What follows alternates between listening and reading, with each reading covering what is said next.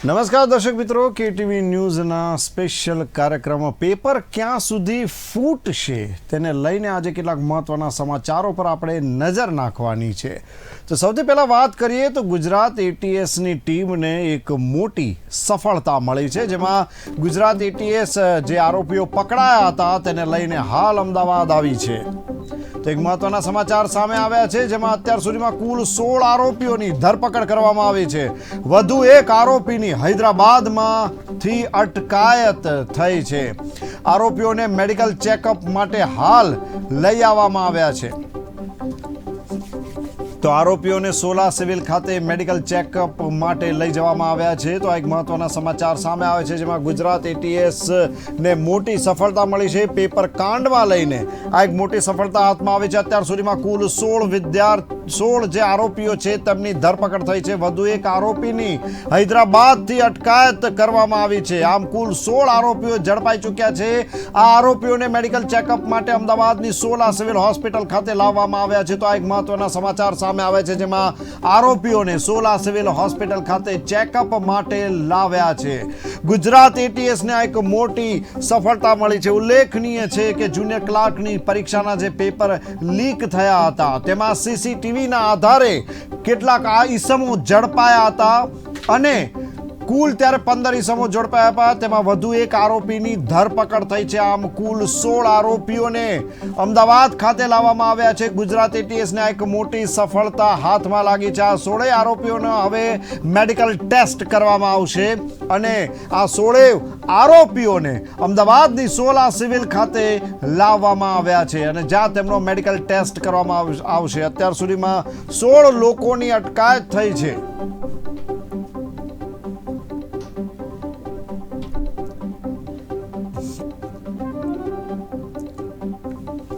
તો ગુજરાત એટીએસને મોટી સફળતા મળી છે, જેમાં અત્યાર સુધીમાં કુલ 16 આરોપીઓની અટકાયત કરવામાં આવી છે, જેમાં આ 16 આરોપીઓને અમદાવાદની સોલા સિવિલ ખાતે લાવવામાં આવ્યા છે. જી હા, આ એક મોટી સફળતા હાથ પર લાગી છે. જુનિયર ક્લાર્કનું પેપર ફોડનાર 16 આરોપીઓને સોલા સિવિલ ખાતે લાવવામાં આવ્યા છે, જ્યાં તેમનું મેડિકલ ચેકઅપ કરવામાં આવશે. તો પેપર લીકના મામલે કુલ 4 ગ્રુપ સક્રિય હોવાનું પણ સામે આવ્યું છે. એક નવા મહત્વના સમાચાર સામે આવ્યા છે, જેમાં કુલ 4 ગ્રુપ હાલ આ પેપર કાંડના મામલે સક્રિય છે. હૈદરાબાદથી વધુ એક આરોપીની ધરપકડ થઈ. તેમાં કુલ મળીને 16 જેટલા આરોપીઓ પકડવામાં આવ્યા. સીસીટીવી ફૂટેજમાં આપણે જોઈ શકીએ છીએ કે કેટલાક કિસ્સાઓ આ પેપર ચોરીમાં સંકળાયેલા છે. પેપર લીકના મામલામાં કુલ 4 જેટલા ગ્રુપ જે છે સંકળાયેલા છે. પ્રિન્ટિંગ સીસીટીવીમાં આપણે જોઈ શકીએ છીએ કે જે 4 જેટલા ઈસમો હાલ દેખાઈ રહ્યા છે પેપર કાંડમાં, તેઓ સંડોવાયેલા છે. આ દરેકની ધરપકડ કરવામાં આવી છે. પેપર લીક મામલે કુલ 4 ગ્રુપ સક્રિય હોવાનું સામે આવ્યું છે. પ્રિન્ટિંગ પ્રેસના લેબર જીત નાયકે પેપર લીક કર્યું હતું. હૈદરાબાદમાં આ પ્રિન્ટિંગ પ્રેસ આવેલો છે અને તેના જે પ્રિન્ટિંગ પ્રેસમાં જે કર્મચારી હતો જીત નાયક, તેનું નામ સામે આવ્યું છે અને તેણે આ પેપર લીક કર્યું હોવાની તેણે કબૂલાત કરી છે. તો આરોપીઓને મેડિકલ ચેકઅપ માટે સોલા સિવિલ ખાતે લાવવામાં આવ્યા છે, જ્યાં તેમનું મેડિકલ ટેસ્ટ થશે. ગુજરાત એટીએસને મળી છે મોટી સફળતા. અત્યાર સુધીમાં કુલ 16 આરોપીઓની અટકાયત કરવામાં આવી છે. વધુ એક આરોપીને હૈદરાબાદથી અટકાયત કરવામાં આવી છે. આરોપીઓને હાલ મેડિકલ ચેકઅપ માટે સોલા સિવિલ હોસ્પિટલ ખાતે લઈ જવામાં આવ્યા છે. આરોપીને સોલા સિવિલ ખાતે લઈ જવાશે અને ગુજરાત એટીએસને આ એક મોટી સફળતા હાથ લાગી છે. સીસીટીવી કેમેરામાં આપણે દ્રશ્યો જોઈ શકીએ છીએ. 4 જેટલા ઈસમો જે દેખાઈ રહ્યા છે, આ ચારેયની ધરપકડ કરવામાં આવી છે. વધુ એક આરોપીને હૈદરાબાદથી અટકાયત કરવામાં આવી છે. આરોપીઓને મેડિકલ ચેકઅપ માટે લઈ જવામાં આવ્યા છે. તો આરોપીને સોલા સિવિલ ખાતે ચેકઅપ માટે લઈ જવામાં આવ્યા છે. ગુજરાત એટીએસ આરોપીઓને લઈ જશે. અત્યાર સુધીમાં કુલ 16 આરોપીઓની ધરપકડ કરવામાં આવી છે.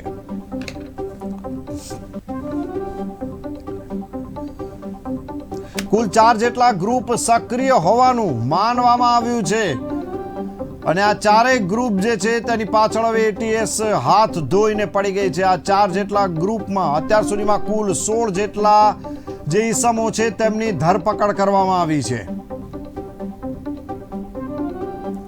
અને વધુ એક આરોપીની હૈદરાબાદથી અટકાયત કરવામાં આવી છે. પ્રિન્ટિંગ પ્રેસના એક કર્મચારીએ પેપર લીક કર્યા હોવાનું સામે આવ્યું છે. જીત નાયક નામના કર્મચારીએ પેપર લીક કર્યું હતું. માત્ર 30,000માં યુવકોના ભાવિ સાથે ચેડા થઈ રહ્યા છે. મુખ્ય આરોપી જીત નાયક પોલીસના સકંજામાં સપડાઈ ગયો છે. તો શિક્ષણ મંત્રીએ પણ કડક કાર્યવાહીની ખાતરી આપી છે. પેપર લીક કાંડમાં સરકારે એક ખાસ કમિટીની પણ રચના કરી છે. પ્રદીપ નાયક પણ પોલીસની ગિરફ્તમાં આવી ચૂક્યો છે. તો પ્રિન્ટિંગ પ્રેસના જે કર્મચારીઓ છે તેઓએ માત્ર 30,000 રૂપિયામાં પેપર લીક કર્યું અને યુવકોના ભાવિનો ફેસલો કરી નાખ્યો. જે કહી શકાય કે શિક્ષણ મંત્રીએ પણ કડક કાર્યવાહીની ખાતરી આપી છે. પેપર લીક કાંડમાં સરકારે એક અલગ કમિટીની રચના કરી છે. પ્રદીપ નાયક અને જીત નાયક પોલીસની ગિરફ્તમાં. તો 30,000 રૂપિયામાં સોદો થયો હતો પેપર લીકનો. ટીવી સ્ક્રીન પર જે આપણે દ્રશ્યો જોઈ શકીએ છીએ તેમાં 4 ઇસમો જે છે તેઓ પેપર જે છે તેમણે લીક કર્યું હતું. શિક્ષણ મંત્રીએ પણ કડક કાર્યવાહીની સૂચના આપી છે. પેપર લીક કાંડમાં જે કહી શકાય કે પ્રદીપ નાયક અને જીત નાયક પોલીસની ગિરફ્તમાં આવી ચૂક્યા છે. તો અત્યાર સુધીમાં કુલ 16 આરોપીઓની ધરપકડ થઈ છે. જુનિયર ક્લાર્કની પરીક્ષામાં કુલ 9.5 લાખ ઉમેદવારો બેસવામાં હતા,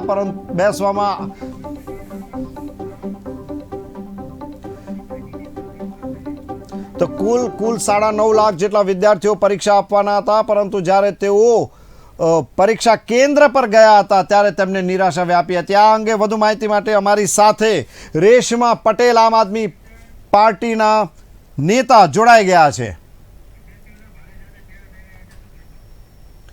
રેશમાજી, અવાજ સંભળાઈ રહ્યો છે મારો? જી જી, નમસ્તે નમસ્તે.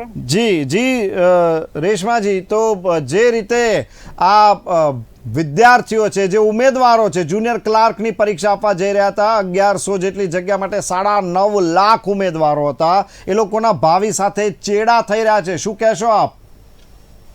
મને એવું લાગે છે કે જે ભરોસાની ભાજપ સરકાર કરીને 156 ને બેસાડ્યા છે ને સરકારમાં, આ 156 એ કોઈ રાજ્ય ચલાવેલા શખ્સ નથી, આ કૌરવોની સેનાથી વાત સાબિત થાય છે. કારણ કે આ સિલસિલો ખાસ વારે ગુજરાતમાં બની રહ્યો છે. આ પહેલો કિસ્સો નથી. ભૂતકાળમાં પણ કેટલાય પેપરો ફૂટ્યા છે, કેટલાય વિદ્યાર્થીઓ રોડે આવી રીતે હેરાન થતા બહાર નીકળીને રોષ પ્રદર્શન કર્યા છે.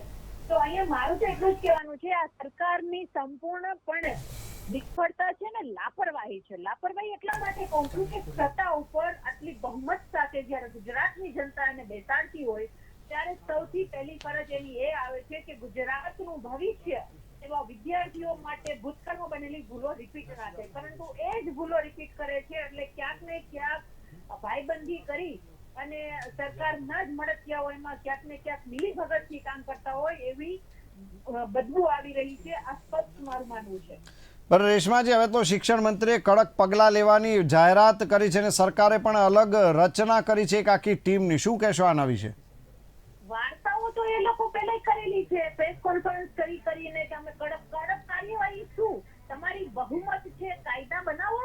તમે જે રીતે આપણા રાજ્યની વાત છે, આ માત્ર વિદ્યાર્થીઓના ભવિષ્ય નથી ફોડ્યા વિદ્યાર્થીઓને, પરંતુ ગુજરાત રાજ્યને બદનામ કરવા જે મોડેલ પૂરા દેશમાં પ્રસ્થાપિત કર્યું છે, ગૌરવવંતા ગુજરાતને લાંછન લાગે, બિલકુલ કરવા વાળાને રાજ્યદ્રોહના ગુના હેઠળ અંદર કરો, બિનજામીન પાત્ર ગુનાઓ કરવું પડે, કરવું નથી, ઈચ્છા શક્તિનો અભાવ છે.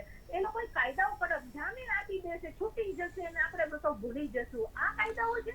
એટલે કહેવાનું કે માત્ર વાર્તાઓ નહીં, શિક્ષણ મંત્રી વાર્તા કરીને જતા રહે ને આપણે બધા 2 દિવસ રેશમાજી કરીને ઘરે બેસી જાય. આ વાત ના થાય. કડક કાયદા કરવા પડે, કારણ કે આવી ઘટનાઓ, આવા રાક્ષસોનો ઉત્પાત વધી રહ્યો છે અને દીકરાઓ, સામાન્ય પરિવારના દીકરાઓ હોય છે, ખેડૂતના હોય છે, સામાન્ય વર્ગના હોય છે, એકદમ મિડલ ક્લાસ લોકોના દીકરાઓ અને દીકરીઓ ભરતી માટે હાજર હોય છે. એ લોકોનો 1000 રૂપિયા તો મિનિમમ ખર્ચ, એનો વળતર આપો. તમે 9,53,000 વિદ્યાર્થીઓને તમે પરીક્ષા રદનું નોટિસ ઉપર બોર્ડ મારીને કહી દો છો કે તમારી પરીક્ષા રદ છે, તો તમે વિચારો કે એને મિનિમમ 1000 રૂપિયા તો ખર્ચ કર્યો જ હશે ને. બિલકુલ. આપો તમે કેટલા કરોડો રૂપિયા વાલીઓના ધોવાણા કર્યા તમે. બિલકુલ. રેશમાજી જે સરકારની જે જી જી વખતની રાજનીતિ છે ને એનું આ એક મોટું ખરાબ ઉદાહરણ છે. બિલકુલ. રેશમાજી, જે રીતે ડ્રગ્સ માટે ગુજરાત જાણે એક સોફ્ટ ટાર્ગેટ છે, તે રીતે હવે પેપર લીકના મામલામાં પણ ગુજરાત સોફ્ટ ટાર્ગેટ થયું છે. ગુજરાતમાં જ સૌથી વધુ પેપર લીકની ઘટનાઓ જોવા મળે છે. શું કહેશો આપ આના વિશે? હું એ જ કહું છું કે જ્યારે સરકાર આવી રીતે સાંચામાં આવે છે, એની જવાબદારી બને છે, ત્યારે એમના કહેવાતા અધિકારીઓ પ્રેસ કોન્ફરન્સ કરીને જતા રહે છે અને કહે છે કે સરકારનો હાથ નથી. તો ખુરશી તમને આપી છે, ગુજરાતની જનતાથી બહુમત સાથે આપી છે. જે રીતે ડ્રગ્સમાં બી નાની મોટી માછલીઓને નાની માછલીઓને પકડી અને જેલમાં પૂરે છે ને બસ મુદ્દો પૂરો થઈ જાય છે, એવી જ રીતે પેપર લીક કાંડમાં બી એ જ કરે છે. શું કરે છે કે નાના 2-4 વિદ્યાર્થીઓને પકડશે અને 2-4 એના એજન્ટોને પકડશે અને વાર્તા પૂરી. એટલે આ એના જેવું છે કે આપણે લોકો, સરકાર એવું માને છે કે અમને આ બધા મુદ્દાઓથી કોઈ ફરક પડતો નથી, એની લાપરવાહી છે. ઈ જાણે એવું માની રહ્યા છે કે હવે સરકારને આ બળવાખોરી સરકાર કહેવાય ને એવું શાસન કરી રહ્યા છે. એટલે અહીંયા મારું સ્પષ્ટ એટલું માનવું છે કે સરકારે કાંડો બને નહીં એના માટે શું પગલા લીધા. બની ગયા પછી તમે વાર્તા કરવા આવી જાવ, તમારે વાર્તા નથી સાંભળવી. પણ આ વખતે તો કંઈક પહેલેથી નજર પણ રાખી હતી એવી વાત સામે આવી છે ને એટીએસ માટે જલ્દીથી પકડી પાડે આ લોકોને, એવું કહેવામાં આવે છે. પકડી પાડ્યા, તમે નજર રાખી હતી, તમે નજર રાખવા માટે છો. તમે તો આ ગુજરાતનો કાયદો ને વ્યવસ્થા ન કથળે, વિદ્યાર્થીઓના ભવિષ્ય ન રોડાય એના માટે હોય છે. તમે એમ કે અમે નજર રાખી હતી, તમને વોર્ન કરી હતી, છતાં તમે એક્શન તો લેતા નથી. તમને ખબર છે કે મર્ડર થવાનું છે, તમને ખબર છે કેટલા વિદ્યાર્થીઓના ભવિષ્યના ખૂન થઈ રહ્યા છે, તમે ખાલી નજર રાખવાની વાત કરો છો. એટલે અહીંયા મારું તો સ્પષ્ટ એટલું જ માનવું છે કે સરકારના મળતિયાઓ આ કાંડમાં મળેલા છે. કોઈ બોલે કે ન બોલે, હું સ્પષ્ટ બોલું છું કે સરકારની જે 156 કૌરવો બેઠા છે અને બીજા જે લોકોના મળતિયાઓ છે, આમાંથી કોઈ પણ રેશમાજી મળેલા છે ત્યારે જ એટલી હિંમત કરે. રેશમાજી, તમે જો એવું કહેતા હો કે તમને એવી પૂરેપૂરી જે છે તે શક્યતાઓ લાગી રહી છે કે નાની માછલીઓને પકડે છે ને મોટા જે મળતિયાઓ છે તે છૂટી જાય છે, પણ આવું કરવાથી સરકારને શું લાભ? જે એના મળતિયાઓ છે એની વાત છે.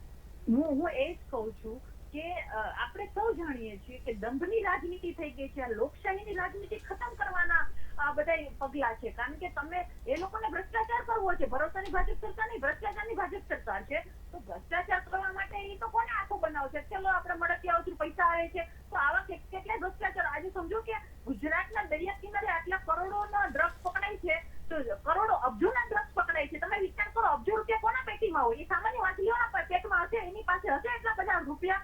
કઈ રીતે સોદાઓ થતા છે? તમે ખાલી લાંબુ વિચારશો તો તમને ખબર પડી જશે કે કરોડો રૂપિયા.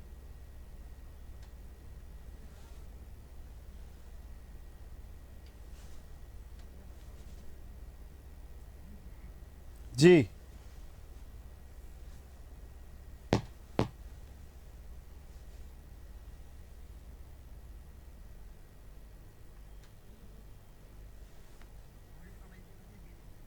જી જી જી જી તો વડોદરાના કોચિંગ સેન્ટર સુધી આ જે રેલો છે તે પહોંચ્યો છે. પકડાયેલા 10 આરોપીઓમાં ખાસ કરી આરોપીઓ એક પેપરના 7-7 લાખ રૂપિયા લેવાના હતા. જી રેશમાજી.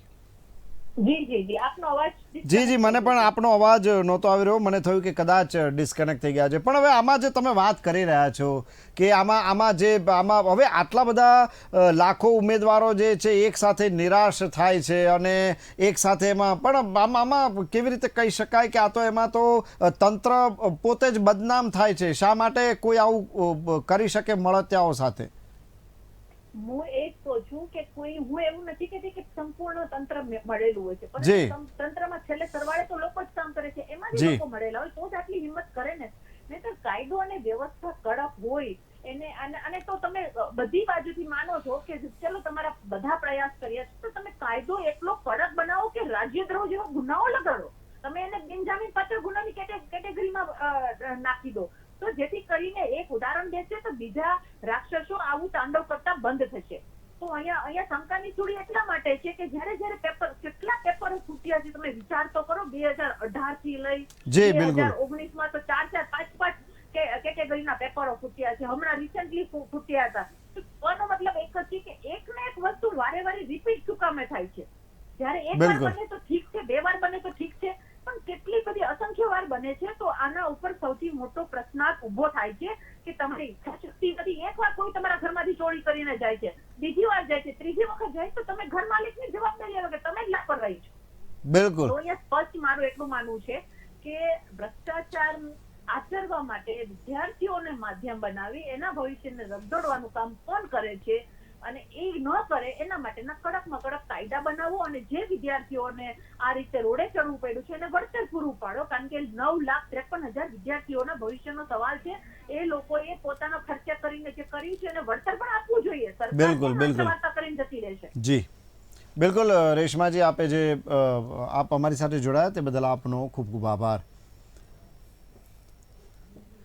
જી, તો આપણે જોયું કે ભાઈ કઈ રીતે પેપર લીક કાંડના રેલા જે છે વડોદરા અને ત્યાંથી હૈદરાબાદ સુધી પહોંચ્યા છે. પકડાયેલા આરોપીમાંથી 10 ગુજરાત બહારના છે. 16 આરોપીઓમાંથી 10 તો ગુજરાત બહારના છે.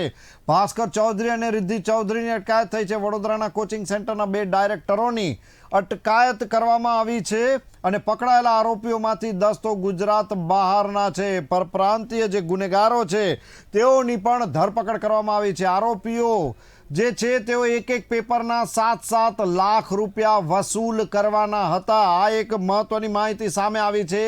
એક પેપરના 7 લાખ રૂપિયા, કુલ 9,53,000 ઉમેદવારો હતા અને એક પેપર એક વ્યક્તિ દીઠ તેઓ 7-7 લાખ રૂપિયા, જો એ લોકો સફળ થાય તો દરેક પાસેથી એમને તો 7-7 લાખ રૂપિયા મેળવવા હતા. પકડાયેલા કુલ 16 આરોપીઓમાંથી 10 ગુજરાત બહારના છે. ગુજરાતને સોફ્ટ ટાર્ગેટ બનાવવામાં આવી રહ્યું છે. વડોદરા કોચિંગ સેન્ટરના 2 ડાયરેક્ટરોની અટકાયત કરવામાં આવી છે, જેમાં ભાસ્કર ચૌધરી અને રિદ્ધિ ચૌધરીનો સમાવેશ થાય છે. એટીએસે જે 16 આરોપીઓને પકડ્યા છે તેને હાલ સોલા સિવિલ ખાતે લાવવામાં આવ્યા છે. તેમનો મેડિકલ ટેસ્ટ, મેડિકલ ચેકઅપ કરવામાં આવશે. તો આ જે સમગ્ર મામલો સામે આવ્યો છે તેમાં ધીરે ધીરે એક પછી એક જે છે તે નામો ખુલતા જાય છે. નાનીમાંથી ધીરે ધીરે મોટી માછલીઓ હવે પકડાઈ રહી છે. તો પકડાયેલા જે કુલ આરોપીઓ 16 આરોપીઓ છે તેમાંથી 10 આરોપીઓ પરપ્રાંતીય છે. છેલ્લે એક આરોપીની ધરપકડ કરવામાં આવી, તેની પણ હૈદરાબાદથી ધરપકડ કરવામાં આવી છે.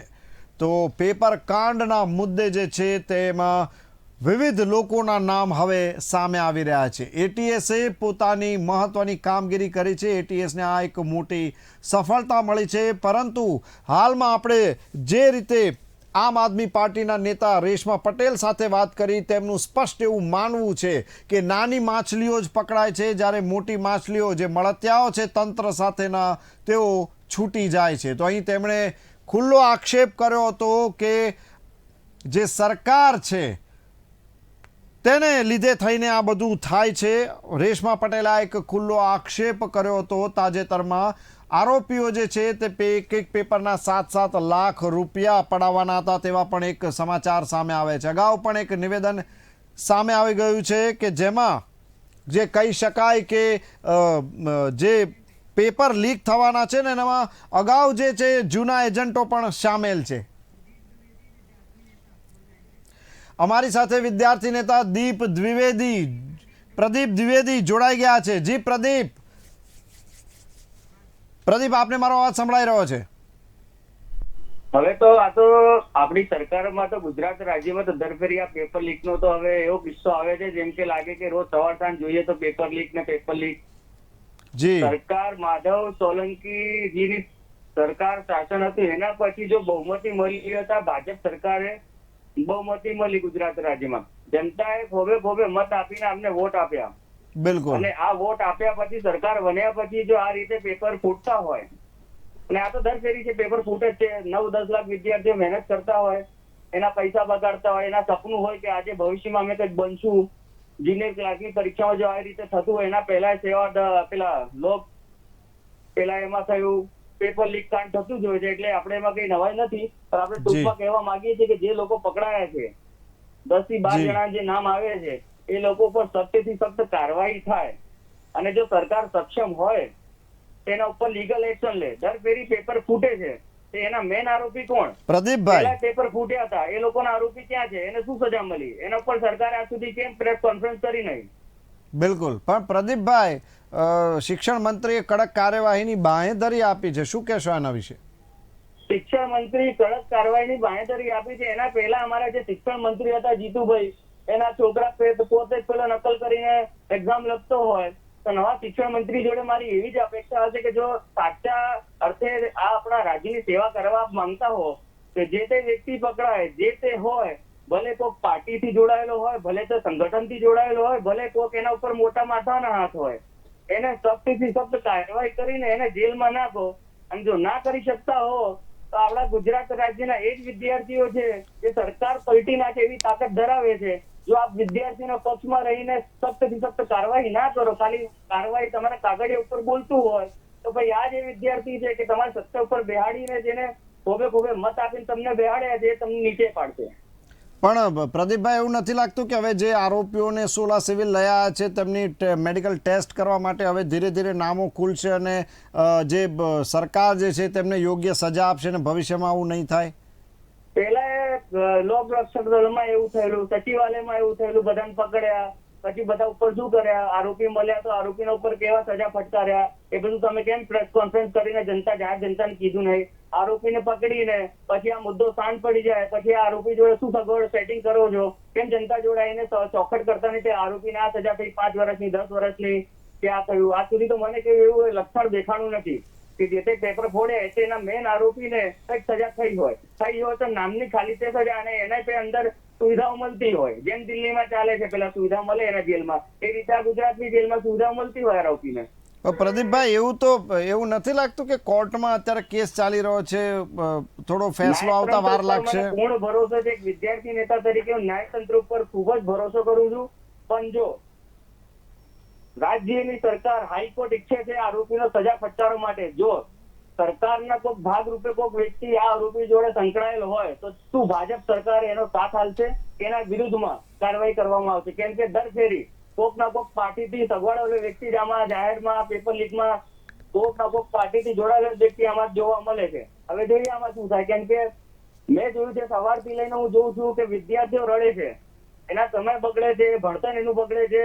કોકની મા બાપની આશા હોય કે મારો છોકરો ભણશે અને આમાં સારી રીતે કઈ જોબ લાગશે, અને આના જે આશા ઉપર પાણી ફેરવાય છે એ હવે ભગવાન જ જાણે શું થાય, આ લોકો ઉપર શું વીતે છે ભગવાન જ જાણે છે આ ઉપર. પણ અગાઉ પણ એવા જે છે તે સમાચાર વહેતા થયા કે જૂના એજન્ટો પાછા સક્રિય થઈ ગયા છે, ક્યાંક એ લોકોનો તો આમાં હાથ નથી લાગતો? હું આપણે એ જ કહેવા માંગુ છું કે જૂના એજન્ટો જે હતા, જૂના પેપર લીકમાં એ લોકોનું નામ હતું, તો એ લોકો ઉપર કઈ રીતના તમે કાર્યવાહી કરી કે પાછા સક્રિય થઈ ગયા, બહાર આવીને પાછા પેપર ફોડવામાં એનું નામ આવે છે?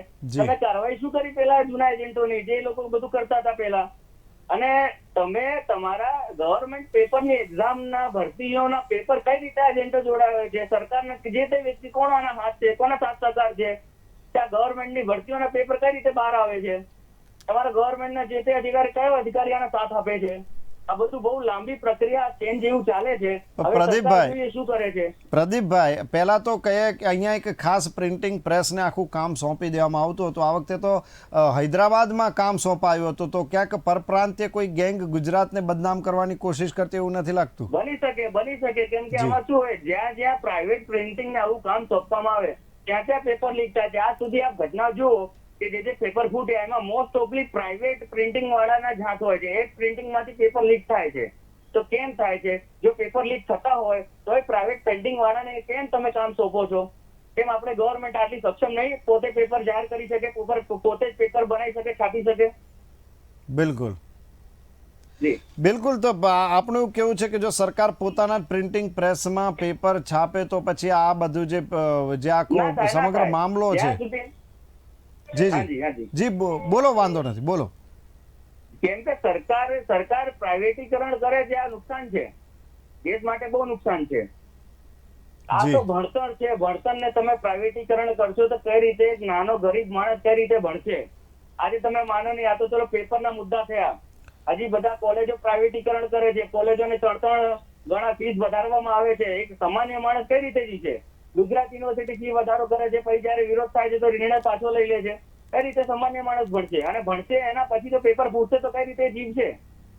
એના પરંતુ પરથી આમાં તો પ્રદીપભાઈ આ વખતે એક પેલા કોઈ ક્લાસીસના સંચાલક છે વડોદરાના, તેમનું આખું કાંડ સામે આવ્યું છે. તો આમાં તો કઈ રીતે કહી શકાય કે આગળ સરકારના મળતિયા ને એ બધા શબ્દો આપણે કેવી રીતે વાપરી શકીએ? આ પેપર સરકારી હતો જી.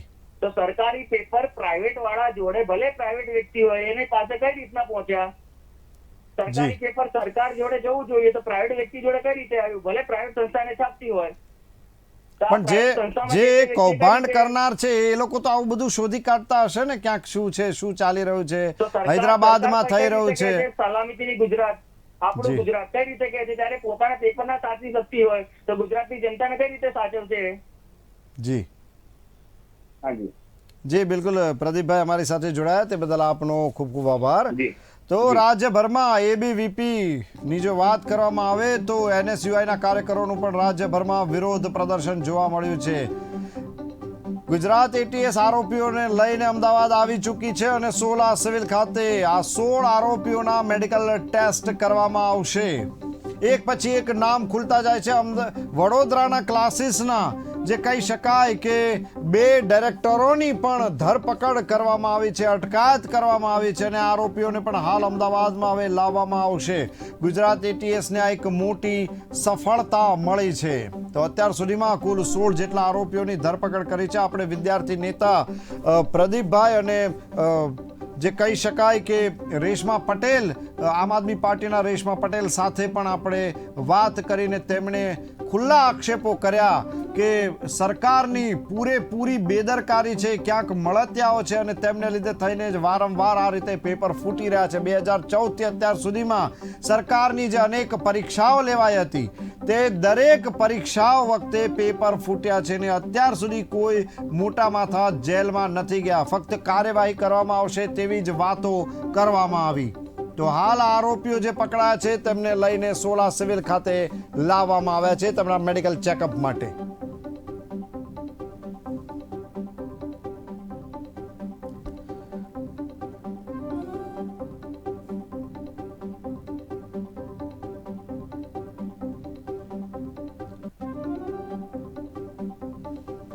તો જુનિયર ક્લાર્કની જે પરીક્ષા હતી તે પેપર કાંડના મુદ્દે 16 જેટલા આરોપીઓની અટકાયત કરી દેવામાં આવી છે.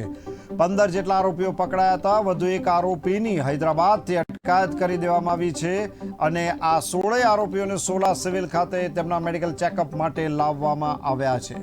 હવે સરકારને તરત જ જાણ થઈ જશે, એટીએસને તરત જ જાણ થઈ જશે કે આની પાછળ કયા મોટા માથાઓ સંડોવાયેલા છે. આ ફક્ત નાની માછલીઓ જે છે તે પકડાઈ હતી. સીસીટીવી ફૂટેજમાં જે છે તે કેટલાક ઈસમો દેખાયા હતા, તે દરેકની ધરપકડ થઈ ચૂકી છે અને આ 16માંથી 10 જેટલા જે આરોપીઓ છે તે તો પરપ્રાંતીય છે. તો બીજા રાજ્યના જે ગુનેગારો છે તેઓ ગુજરાતમાં આ રીતે કૌભાંડ કરી રહ્યા છે, ગુજરાતના વિદ્યાર્થીઓ સાથે ચેડા કરી રહ્યા છે, તે સ્પષ્ટપણે સામે આવી રહ્યું છે.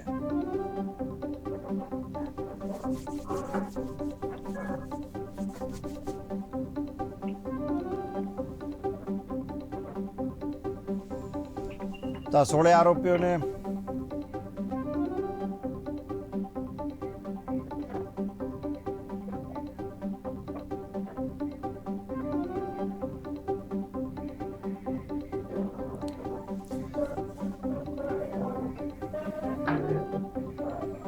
બિલકુલ. તો આ અંગે હજી વધુ કેટલીક જે છે તે નામો સામે આવી રહ્યા છે ને કેટલાક વિદ્યાર્થી નેતાઓ પણ અમારી સાથે ધીરે ધીરે જોડાઈ રહ્યા છે. વિરેન્દ્ર આહિર કે જેઓ એક વિદ્યાર્થી નેતા છે તેઓ હાલ અમારી સાથે જોડાઈ ગયા છે. જી વિરેન્દ્ર, અવાજ આવી રહ્યો છે મારો આપને? જી વિરેન્દ્રભાઈ, તો આખો પેપર કાંડનો જે મામલો છે, આપ એક વિદ્યાર્થી આગેવાન છો, શું કહેશો આ સમગ્ર મામલા વિશે? Thank you. આ એક પેપર કાંડ જે છે ખરેખર બહુ ગંભીર બાબત છે. દરેક વિદ્યાર્થી પોતાના સપના લઈને પોતાના ઘરેથી જ્યારે પરીક્ષા દેવા નીકળે છે ત્યારે એની સાથે એના સપના તો જોડાયેલા હોય છે, સાથે સાથે એના પેરેન્ટ્સના પણ સપના જોડાયેલા હોય છે અને એ પરીક્ષા દેવા જતો હોય છે. જી. પરંતુ જ્યારે આવો પેપર કાંડ, આવો પેપર લીક થાય છે અને વિદ્યાર્થી સેન્ટરે સવારે પહોંચે છે આવી કડકડતી ઠંડીમાં, અને જી. એટલી મહેનત, એટલા મહિનાની, એટલા વર્ષોની મહેનત કર્યા પછી જ્યારે સેન્ટર ઉપર પહોંચે છે બિલકુલ. અને એને ખાલી માત્ર એવો જવાબ મળે છે કે પેપર ફૂટી ગયું છે એટલે રદ કરવામાં આવ્યું છે, નવી તારીખ જણાવવામાં આવશે એટલે હવે તમે ત્યાંથી છૂટા. તો આ કઈ હદે યોગ્ય છે? બિલકુલ. વિદ્યાર્થી 2-3 વર્ષથી મહેનત કરે છે. મેં એવા કેટલાય વિદ્યાર્થી મારી સાથે જોયેલા છે કે જે લાઇબ્રેરીમાં જુનિયર ક્લાર્ક અને તલાટી જેવી એક્ઝામ માટે છેલ્લા 2-3 વર્ષથી મહેનત કરે છે, અને બિલકુલ. પછી જ્યારે સેન્ટર ઉપર પેપર દેવા જાય ત્યારે તેને લોલીપોપ આપીને ઘરે મોકલી દેવામાં આવે અને પાછું સહાનુભૂતિ દેખાડે કે ભાઈ તમે રિટર્ન એસટી માં જશો તો ભાડું લેવામાં નહીં આવે. તો આ યોગ્ય બાબત છે? બિલકુલ. કોઈ પૈસાનું ભૂખ્યું છે કોઈ વિદ્યાર્થી? તમે કોઈ વિદ્યાર્થીને કોઈ એવી સહાનુભૂતિની જરૂર નથી. અને આ વખતે જુનિયર ક્લાર્કમાં એવું કર્યું કે દરેક વિદ્યાર્થીના જે તે એના હોમ ટાઉન હતા ત્યાંના સેન્ટર ચેન્જ કરીને અલગ અલગ સિટીમાં સેન્ટર આપ્યા. તો વિદ્યાર્થી ગઈકાલે રાત્રે જ ઓલરેડી નીકળી ગયા હતા બિલકુલ. અને સવારે માંડ ત્યાં કોઈ ભાવનગરનો વિદ્યાર્થી છે એ સવારે અમદાવાદ પહોંચે, કોઈ ભાવનગરનો વિદ્યાર્થી છે કોઈ સુરત પહોંચે, બિલકુલ. અને સવારે આવી રીતે ટ્રાફિકમાં એ માંડ ત્યાં પહોંચે એટલે સવારે 6 વાગે સમાચાર મળે. બિલકુલ. જી વિરેન્દ્રભાઈ, આપને મારો અવાજ સંભળાઈ રહ્યો છે? સરકારનું જી. જે સરકાર, પંચાયત સેવા બોર્ડ અને સાથે સાથે વર્તમાન સરકાર આ બંનેની નબળાઈ દર્શાવે છે. કેમ કે બેક ટુ બેક પેપર ફૂટવાની ઘટના બની રહી છે. બિન સચિવાલય ક્લાર્કમાં પણ આ વસ્તુ છે આપણે, અને સાથે વિરેન્દ્રભાઈ, હા. આપે જી, જી. વિદ્યાર્થીઓનો આક્રોશ જોયો હશે, આપે કોઈ વિદ્યાર્થીઓ સાથે વાત કરી હતી, શું કહેવું છે તેમનું? વિદ્યાર્થીઓનો આક્રોશ ખરેખર ખૂબ છે. કેમ જી. કે વિદ્યાર્થીઓ જતી વખતે પણ હેરાન થયા છે અને આવતી વખતે તો સખત રીતે હેરાન થયા છે. અને જી. ઘણા વિદ્યાર્થીઓ જે છે જેની સાથે મેં કોમ્યુનિકેશન કર્યું તો એ વિદ્યાર્થીઓ આટલી હદે હેરાન થયા છે કેમ કે સાથે સાથે લગ્નનો માહોલ અને પરીક્ષાનો બિલકુલ. માહોલ. બિલકુલ. 10 લાખથી વધારે વિદ્યાર્થીઓ એના હોમ ટાઉન થી એના એક્ઝામ સેન્ટરે ગયા હોય તો એ કેટલો માસ હશે કે જે આજે ઘરે પરત આવવામાં બહુ તકલીફ ખૂબ- પડી. ખૂબ બિલકુલ. હેરાન થયો છે. બિલકુલ. બિલકુલ. કારણ કે જે રીતે તમે જે વાત કરી, લગ્ન ગાળો પણ છે, અને જે રીતે તમે પરીક્ષાની પણ વાત કરી, તો એક સાથે એક રસ જે છે તે ટ્રાન્સપોર્ટેશનમાં જોવા મળતો હોય છે. હવે સરકાર અને તો સાથે પર્યાપ્ત અમુક સેન્ટરો એવા છે જે ગામડાના સેન્ટરો છે, ત્યાં આજુબાજુમાં કોઈ એવી પર્યાપ્ત બસ કનેક્ટિવિટી નથી અને એવા વિદ્યાર્થીઓ જે છે જેને સેન્ટર એવી જગ્યાએ આપ્યું છે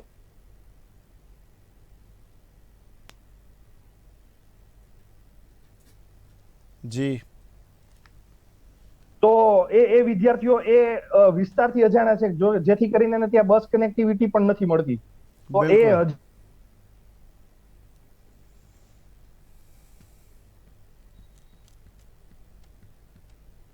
જી. જી, તો બિલકુલ આપણી સાથે જોડાઈ ગયા હતા વિરેન્દ્રભાઈ, કે જો એક વિદ્યાર્થી આગેવાન છે, વિદ્યાર્થી નેતા છે, અને તેમણે બધા વિદ્યાર્થીઓ સાથે પણ વાત કરીને સ્પષ્ટ રીતે. જી વિરેન્દ્રભાઈ, આપને મારો અવાજ સંભળાઈ રહ્યો છે? જી જી. જી. સંભળાઈ રહ્યું છે. તો આપે જે ખાસ કરીને વાત કરી, પણ હવે તો સરકારે પાછી બાંયધરી પણ આપી દીધી કે હવે તો પકડાઈ જશે ગુનેગારો. 16 લોકોની અટકાયત પણ કરી છે, મેડિકલ ચેકઅપ માટે પણ લાવ્યા છે. તો પછી હવે ક્યાં વાંધો છે? દર વખતે એક જ શબ્દ બોલવામાં આવે છે કે જે પણ ચમરબંધી જે છે એમને દર વખતે છોડવામાં નહીં આવે. જી. બરાબર, કોઈ પણ ચમરબંધી હશે પણ દર વખતે આવા લોલીપોપ વાતો સિવાય બીજું કંઈ છે નહીં. એક પણ સોલિડ એક્શન ચમરબંધીઓ સામે લેવાની નથી. એવા કેટલાય પુરાવાઓ મારા મિત્ર જે છે યુવરાજસિંહ, એમણે એવા કેટલા હજારો પુરાવાઓ આપ્યા છે. ઇવન કેટલાય બધી ન્યૂઝ ચેનલ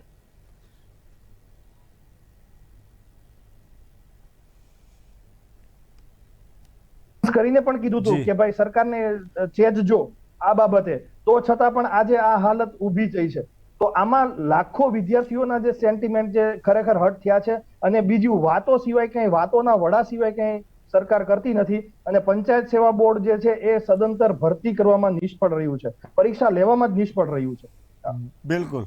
હવે અહીંયા જે આખી વાત ચાલી રહી છે કે જે વિદ્યાર્થીઓ છે તેમને એમ પણ પાછું કહેવામાં આવ્યું કે તમે બસમાં જતા રહો, તમારું કોઈ પણ પ્રકારનું ભાડું લેવામાં નહીં આવે. હવે આજે આખી બધી વાતો સામે આવી છે, એમાં પણ આ પેપર તો આ વખતે પાછું હૈદરાબાદ પ્રેસમાં આપ્યું હતું. વિરેન્દ્રભાઈ, સંભળાય છે મારો અવાજ? જી. તો હૈદરાબાદ પ્રેસમાં આ વખતે તો પેપર આપ્યું હતું અને વડોદરાનો પાછો કોઈ ટ્યુશન સંચાલક આમાં એનો જે છે સૂત્રધાર નીકળ્યો. શું કહેશો આપ? દર વખતે આવી રીતે પેપર કાંડમાં કોઈક ને કોઈક ઇન્સ્ટિટ્યૂટ વાળા એમાં સંકળાયેલા હોય છે. આની અગાઉ પણ આપણે જોયું, આજે પણ જોયું. તો છાશવારે કંઈક ને કંઈક આવી આ જે પેપર કાંડ થાય છે એમાં આવું જોવા મળે છે. તો કેમ કોઈ એ ટ્યુશન ક્લાસીસ વાળા સામે કોઈ એવા સોલિડ એક્શન નથી લેવાતા? તમે એકવાર ઉત્તર પ્રદેશ કે રાજસ્થાન જેવો દાખલો તો બેસાડો. બરાબર, પેપર લીક થઈ ગયું તો પછી વિદ્યાર્થીને તમે આશ્વાસન સિવાય બીજું શું આપો છો? આશ્વાસન કે ભાઈ કોઈ ચમરબંધી નહીં છોડવામાં આવે, અમે પૂરતી એક્શન, અમે કાર્ય શરૂ કરી દીધું છે, અમે કોઈને નહીં છોડીએ, આમ છે તેમ છે, એવું બધી સુફિયાણી વાતો તો બધા કરશે, પણ પછી 2 દિવસ પછી પાછું એના ઉપર કઈ સોલિડ એક્શન નહીં લેવાનું, બધાને ભૂલવાડી દેશે. આ સિવાય બીજો કોઈ ધંધો કરતા નથી. અને પંચાયત ભરતી બોર્ડ છે ને, એની ત્રેવડ ન હોય ને તો એનું વિલીનીકરણ કરી દેવું જોઈએ. અને એની ત્રેવડ નથી તો વિદ્યાર્થીના આ સેન્ટિમેન્ટ આવી રીતે રમત શું કામ કરે છે પંચાયત બોર્ડ? શરમ આવી જોઈએ પંચાયત બોર્ડને કે સદંતર એ કન્ટિન્યુઅસ ભરતી કરવામાં નિષ્ફળ જાય છે. તો આવું એક ભંગાર બોર્ડ, જે જગ્યાઓ ખાલી છે વિરેન્દ્રભાઈ, જે જગ્યાઓ ખાલી છે તેને ભરવા માટે પછી કોઈક તો એક્શન લેવા પડશે. પણ એની કરતા સારું કોઈક બોર્ડ, બીજું કોઈક બોર્ડ સ્થાપો, અથવા તો તમે એ પંચાયત બોર્ડની પાસે જો ત્રેવડ નથી તો જીપીએસસી ને હેન્ડ ઓવર કરી દો. ભરતી નથી કરવું એવો કોઈ પ્રશ્ન નથી. ભરતી ખરેખર જરૂર છે અને જરૂર હતી ત્યારે જ આ ભરતી, અને આ ભરતી પાછી બીજી વાર ફોર્મ ભરાય બધું. પણ જો પંચાયત બોર્ડનું મારે એટલું જ કહેવું છે, તમારામાં ત્રેવડ ના હોય ને તો આ આટલા બધા સ્ટુડન્ટ્સની ભરતી કરવાનું આયોજન ત્રેવડ ન હોય તો જીપીએસસી વાળાને સોંપી દેવાય. બિલકુલ બિલકુલ. તો જીપીએસસી, આમ તો જીપીએસસી દ્વારા જ આ વસ્તુ કંઈક યોજાવાની હતી એવી પણ વાત સામે આવી છે. આ જો પરીક્ષા જીપીએસસી ની હતી, પણ અત્યારે હાલ તો પંચાયત ભરતી બોર્ડ જે છે આની પ્રોસેસ કરી રહ્યું છે ભરતીની આખી, બરાબર, અને એ જ પંચાયત બોર્ડ જ દર વખતે નિષ્ફળ જાય છે આ ભરતી કરવામાં. બિલકુલ. અમારી સાથે અન્ય એક વિદ્યાર્થી નેતા રાજેન્દ્રભાઈ જોડાઈ ગયા છે.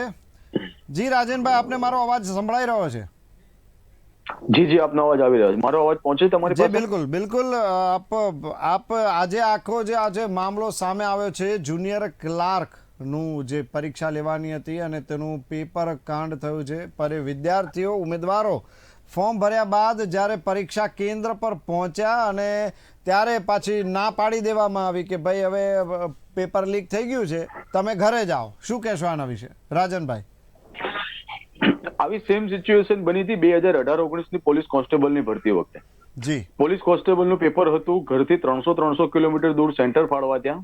જી. અને એ વખતે લોકો, ઉમેદવારો આગલા દિવસથી પહોંચી ગયા હતા ત્યાં આગળ, એક્ઝામના સેન્ટર સુધી ઉમેદવારો પહોંચી ગયા હતા. ઘણા ઉમેદવારો એક્ઝામના ક્લાસરૂમમાં બેસી ગયા હતા અને પછી અચાનક ન્યૂઝ મળ્યા હતા કે ભાઈ તમારું પેપર કેન્સલ થયું છે, કારણ કે તમારું પેપર ફૂટ્યું છે ને એક્ઝામ રદ કરવામાં આવી છે. એ વખતનો અત્યારનો તમે જુઓ તો ઓલમોસ્ટ બંને સિમિલર છે. ખાલી એક જ વસ્તુ ડિફરન્ટ છે કે મુખ્યમંત્રી વિજયભાઈ રૂપાણી હતા ને અત્યારે હાલમાં મુખ્યમંત્રી ભૂપેન્દ્રભાઈ પટેલ છે. એટલે સિચ્યુએશન એવી છે કે કોઈ પણ સરકાર બદલાય, બિલકુલ, હા, સિસ્ટમ સેમ છે.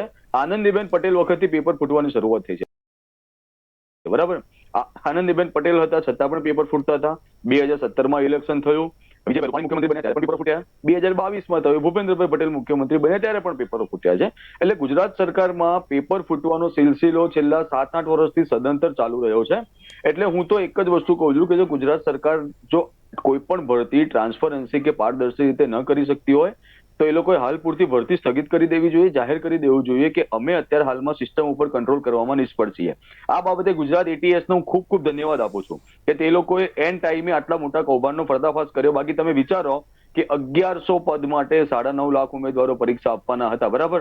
હજી તો જેમ જેમ તપાસ આખી ખુલતી જશે એમ રેલો ક્યાં સુધી પહોંચશે, ઘણા ઉમેદવારો સુધી પહોંચશે. 1100 લોકો સુધી તો મિનિમમ કદાચ પેપર પહોંચી ગયું હોય તો 9.5 લાખ ઉમેદવારો તો ખાલી આટો મારવા જ આવ્યા હતા ને એવું જ થયું ને. તમે ખાલી વિચારો કે 9.5 લાખ ઉમેદવારો આવ્યા હતા, ખાલી એવરેજ એક ઉમેદવારના 500 રૂપિયા નોર્મલી ખર્ચો કરો, કારણ કે ઘરથી દૂર સેન્ટર આપી તો આગલા દિવસે પહોંચવાનું હતું. એટલે એક ઉમેદવારનો મિનિમમ 500 રૂપિયા ખર્ચો ગણો, મિનિમમ 500 રૂપિયા ખર્ચો ગણો ને તો મેં આજે ગણતરી મારી કે 47 કરોડ નો 55 લાખ રૂપિયા એવરેજ થાય છે કે ઉમેદવારોના રૂપિયા આટલા બગડ્યા. એના સિવાય ઉમેદવારોના જે કલાકો બગડ્યા, ઉમેદવારોનો સમય બગડ્યો, એ લોકો પ્રાઇવેટ નોકરીઓ ક્યાંક કરી હોય કે આમાં રજા મૂકીને આની તૈયારી કરી હોય. એટલે આ વસ્તુ જ્યારે મેં આજે સવારે જાણ્યું કે ભાઈ પેપર લીક થયું છે, એક્ઝામ રદ કરવામાં આવી, મને કોઈ કહેતા કોઈ આશ્ચર્ય ના થયું, દુઃખ થયું કે હા 9.5 લાખ ઉમેદવારો આટલી મહેનત કરીને પરીક્ષા આપવા ગયા હતા, એ લોકોની રાજનભાઈ, મહેનત માથે પડી, પણ આશ્ચર્ય ના થયું કારણ કે આ સિલસિલો યથાવત છે સરકારમાં. રાજનભાઈ, એક એવી પણ સિસ્ટમ હોય છે કે જ્યારે એક પેપર માં કઈ પ્રોબ્લેમ થાય તો બીજું કે ત્રીજું પેપર એ પણ તૈયાર રહેતું હોય છે. શું આવી કોઈ વ્યવસ્થા નથી થઈ રહી અત્યારે? આપ વિદ્યાર્થી નેતા છો. એકચ્યુઅલી એના માટે કેવું છે, ભૂતકાળમાં અમે સરકારના આટલા ઘણા બધા સુઝાવો આપેલા છે. જી એક સુઝાવ અમે આજ આપ્યો હતો કે ભાઈ પેપરના 2 થી 3 ઓપ્શન તમે લોકો રેડી રાખો. જી. બીજી વાત એ કે વિધાનસભામાં ખરડો પસાર કરો, ગુજરાત વિધાનસભામાં ખરડો પસાર કરીને એને કાયદો બનાવો કે ફાંસીની સજા સુધીની જોગવાઈ આપો, કે પેપર લીક કરવામાં જે વ્યક્તિનો હાથ હોય એને ફાંસીની સજા સુધીની જોગવાઈ આપો. પણ જી. આ બધું ક્યાં થતું હોય છે ખબર છે? કે જ્યાં આગળ એડવાન્સ સરકાર હોય, ભણેલી ગણેલી સરકાર હોય, એજ્યુકેટેડ લોકો મંત્રાલયમાં બેઠા હોય, પ્રેક્ટિકલ લોકો, ફ્રી હેન્ડેડ લોકો મંત્રાલયમાં બેઠા હોય, ત્યાં આગળ આ બધી વસ્તુ શક્ય થતી હોય છે. પણ ગુજરાતની સરકારમાં હું નથી માનતો કે ગુજરાતના કોઈ પણ મંત્રીને કદાચ આઈપીસી ની કલમોમાંથી 50 કલમો મોઢે આવડતી હોય, કે બંધારણની 15 કલમો બી એ લોકોને મોઢે આવડતી હોય. એટલે જે લોકોના પરિવારમાં કોઈ આ રીતની પરીક્ષાઓ નથી આપી, જે લોકોને આ રીતની પરીક્ષાનો કોઈ અનુભવ નથી, એવા લોકો વિદ્યાર્થીના ભલા માટે શું કરી શકવાના છે એ બહુ એક્સ્ટ્રા ઓર્ડિનરી માઇન્ડથી વિચારવું પડે. એ વસ્તુ હાલના મંત્રીમંડળમાં શક્ય નથી દેખાતી. બિલકુલ. નિકુલભાઈ પાસે આવીશ. આપણી સાથે કોંગ્રેસ નેતા જોડાઈ ગયા છે. નિકુલભાઈ, સમગ્ર જે કાંડ છે તેને આપ કઈ રીતે જુઓ છો? ભારતીય જનતા પાર્ટીની સરકાર 156 સીટ સાથે ગુજરાતની 6.5 કરોડની જનતાનો વિશ્વાસ અને યુવાનોના વિશ્વાસની વાત કરતી હતી. આ વિશ્વાસનો કેવો વિશ્વાસઘાત થયો છે, આ ઉત્તમ ઉદાહરણ આજે આપણને સવારે જોવા મળ્યું. કારણ કે ગુજરાતની મૂળ ચૂંટણી પછી આ પહેલી પરીક્ષા છે કે જ્યાં યુવાનો આટલા મોટી સંખ્યામાં પરીક્ષા આપવા જઈ રહ્યા હતા. આજે આપણે જોયું કે ગુજરાતના 9.5 લાખ યુવાનો પરીક્ષા આપવા નીકળ્યા ત્યારે એમને ખબર નથી કે આ ભારતીય જનતા પાર્ટીની સરકારના વિશ્વાસનો ઘાતનો એ ભોગ બનશે. મોટી મોટી વાતો કરતી આ સરકાર કે અમે હવે પેપર નહીં ફૂટવા દઈએ, પણ આપણે આ ફરીથી આ ઘટનાના શું કહેવાય કે વિટનેસ બન્યા છે. ખૂબ દુઃખની વાત છે. કોંગ્રેસ યુવાનોની સાથે છે ને આવનારા દિવસોમાં ફરીથી અમે લોકો આ યુવાનો જોડે ઉભા રહી અને આ સરકારને સવાલ પૂછીશું વિધાનસભાની અંદર કે ભાઈ તમે આવી વાતો કરતા હતા, શું થયું? આ જે બોર્ડની વાત કરીએ છીએ, આજે અસંખ્ય પરીક્ષાઓ થાય છે, પરંતુ જયારે યુવાનોના રિક્રુટમેન્ટની વાત આવે છે ત્યારે જ આ પ્રશ્ન કેમ ઉભો થાય છે? આ સરકારે કીધું છે કે 20 લાખ રોજગારીઓ આપીશું, પરંતુ એ 20 લાખ રોજગારીની આપણે જોઈ શકીએ છીએ વાતો કરવાની છે, કારણ કે બેરોજગારી જ કેટલી છે તમે જોઈ શકો છો કે ખાલી થોડા પદ માટે આટલા બધા લોકો પરીક્ષા આપવા નીકળ્યા છે. બોર્ડની પરીક્ષાની અંદર બી આપણને ખબર છે કે યુવાનોના સેન્ટર, અરે જ્યાં બોર્ડનું સેન્ટર ક્યાં હોવું જોઈએ, તો કે જે બી વિદ્યાર્થી હોય એના ઘરથી 1 કિલોમીટર કે 2 કિલોમીટરના અંતર પર હોવું જોઈએ. પરંતુ જાણી જોઈને બરોડાના વિદ્યાર્થીને અમદાવાદ સેન્ટર આપવામાં આવે, બરોડાના વિદ્યાર્થીને સુરત સેન્ટર આપવામાં આવે, અને પછી જયારે વિદ્યાર્થી બિચારો મહેનત કરીને આગલા દિવસે ત્યાં પહોંચે ને જ્યારે ત્યાં પહોંચે ત્યારે એને ખબર પડે છે કે આ ભારતીય જનતા પાર્ટીની નિષ્ફળતા છે, કારણ કે સરકારની નિષ્ફળતા છે. શું તમે એક પરીક્ષા સારી રીતે નથી લઈ શકતા? આટલા મોટા વિશ્વાસની વાત કરો છો, આટલા બધા વાયદાઓની વાત કરો છો. ગુજરાતની જનતાએ શીખવાની વસ્તુ છે. ભારતીય જનતા પાર્ટી લોકોને ઇન્ટરેસ્ટ શેમાં છે? એ લોકોને ઇન્ટરેસ્ટ એક જ વસ્તુમાં છે, સનાતન ધર્મ હોવું જોઈએ. નિકુલભાઈ, ક્યાંક એવું તો એ પણ હોઈ શકે ને કે વિદ્યાર્થીઓને દૂર સેન્ટર આપવાની પાછળ એ પણ એક હોય કે ભાઈ નજીકના સેન્ટરોમાં ઘણી વખત ઓળખાણ પણ હોઈ શકે. દૂર રાખીએ તો વધારે ટ્રાન્સપરન્સી થાય. પેપર જો લીક થયું એ આખી અલગ બાબત થઈ ગઈ, પરંતુ પેપર આપ્યા, જો પેપર લીક ન થયું તો પેપર આપ્યા પછી કદાચ આ વધુ સારું આયોજન હોય તેવું આપને નથી લાગતું? Common admission test, CAT exam, બરાબર છે, આપણે એક IIM માં જવા માટેની પરીક્ષા છે. એ જ્યારે પરીક્ષા લેતું હોય ત્યારે એ બી ઓપ્શન્સ આપે છે કે તમારે કયા સેન્ટરમાં જવું છે. અને જ્યારે તમે એમ કહો કે હું વડોદરાનો વિદ્યાર્થી છું ને મારે વડોદરા સેન્ટર જોઈએ છે, તો એને પ્રાથમિકતા આપવામાં આવે છે અને વડોદરામાં જ એની પરીક્ષા થાય છે ને એનું પેપર ફૂટતું નથી. કેમ નથી ફૂટતું? તો વિદ્યાર્થીને ઓપ્શન બી આપવા જોઈએ. આટલું મોટું ટેકનોલોજી છે, આટલું મોટું આઈટી હબ છે, ગાંધીનગર ઇન્ફોસિટી જેવું મોટું ઇન્ફોસિટી બનાવ્યું છે સરકારે, કરોડો રૂપિયા ખર્ચે છે ટેકનોલોજી પાછળ, ડિજિટલ ઇન્ડિયાની વાત કરે છે, તો વિદ્યાર્થીને ઓપ્શન આપવું જોઈએ. તમે સિસ્ટમને સિક્યોર બનાવો ને, એને શું કરો દોડાવો છો? જે રીતના મારા આગલા વિદ્યાર્થી મિત્રએ કીધું, ખૂબ સરસ વાત કરી. 9.5 લાખ વિદ્યાર્થીઓ, મિનિમમ 4 કલાકની જર્ની પકડો, 36 લાખ કલાક આ દેશના બગડી ગયા છે. એની ભરપાઈ કોણ કરશે? જે રીતના યુવાન સારી વાત કરી કે એના લોકોને આવવા જવાના રૂપિયાની વાત કરી, અરે તમે મિનિમમ ગવર્નન્સ અને મિનિમમ ગવર્મેન્ટ અને મેક્સિમમ ગવર્નન્સ ની વાત કરો છો, તો પછી જયારે વિદ્યાર્થીને જયારે પરીક્ષા આપવાની હોય તો તમે એવી ફૂલપ્રૂફ સિસ્ટમ કેમ નથી બનાવી શકતા કે વિદ્યાર્થી બાજુની સ્કૂલમાં જઈને બી પરીક્ષા આપે તો એને કોઈ તકલીફ ના હોય? હું તો કહું છું કે મતદાન કેન્દ્ર બી હવે વડોદરાનું અમદાવાદ જઈને મત આપશે, ત્યારે કેમ તમે ત્યાં જી. સિક્યોરિટી ગોઠવો છો? જયારે જી. મતદાન હોય છે ત્યારે જી. નજીકની સ્કૂલનો નિયમ કેમ છે? તો જી. આ બધી વસ્તુ આ સરકારે સમજવાની છે. અને 156 ની વાત કરનારી આ સરકાર ને હવે ગુજરાતની જનતાએ સમજવું પડશે કે આ ગુજરાતની સરકારને, ભારતીય જનતા પાર્ટીની સરકારને યુવાનોમાં રસ નથી. એમને ખાલી સનાતન ધર્મમાં રસ છે, એમને ખાલી મંદિરો બનાવવામાં રસ છે, એમને મંદિરોના જીર્ણોદ્ધારમાં રસ છે, એમને કોઈ સ્કૂલ, કોલેજ, શિક્ષણ, નોકરી વ્યવસ્થામાં કોઈ જાતનો રસ નથી. એમને ખાલી પોતાના જે મળતિયાઓ છે એમને રોજગારી આપવાની, એમને કોન્ટ્રાક્ટ આપવાની. આ 20 લાખ પદો કોઈ દિવસ ભરાવાના નથી આ સરકારમાં. ખાલી વાતો કરી હતી ચૂંટણી ટાઈમે, અને આજે જી. જોઈ શકીએ છીએ આપણે ઉત્તમ ઉદાહરણ આ સરકાર જે રીતના ચલો ઠીક છે, વાત ગુજરાતના તમારી વિશ્વાસઘાત કરી રહી છે એનું ઉત્તમ સાચી ઉદાહરણ છે. ચાલો વાત તમારી થોડી વાર માટે માની લઈએ. હું આમની પાસે આવીશ, વિરેન્દ્રભાઈ પાસે. વિરેન્દ્રભાઈ, જે વાત કરી રહ્યા છે કે આમાં આ જગ્યાઓ ક્યારેય ભરાવાની નથી, છેલ્લો એમણે જે આક્ષેપ કર્યો એ આ છે, આપણે એને જ પકડીને ચાલે. આ જગ્યાઓ ખરેખર ક્યારેય ભરાવાની નથી. શું લાગી રહ્યું છે આપણે? અત્યારે દરેક જે સરકારી પરીક્ષાની તૈયારી કરી રહ્યા જે નોકરી વાંચુ વિદ્યાર્થીઓ છે, બરાબર, એ છેલ્લા 4-5 વર્ષથી પાસની તૈયારી કરે છે. ભરતી તો થવી જ જોઈએ, જી. એમાં કોઈ બે મત નથી. ભરતી થવી જોઈએ કેમ કે એ વિદ્યાર્થીના હિતમાં છે. ભરતી અટકી જાય તો સમજો કે 4-5 વર્ષથી મહેનત કરતો વિદ્યાર્થી જે છે એ ખરેખર અટકી જાય, ઈ સેન્સમાં કે એના સપનાઓ જે છે છેલ્લા આટલા વર્ષથી તૈયારી કરે છે એ સપનાઓ રોડાઈ જાય.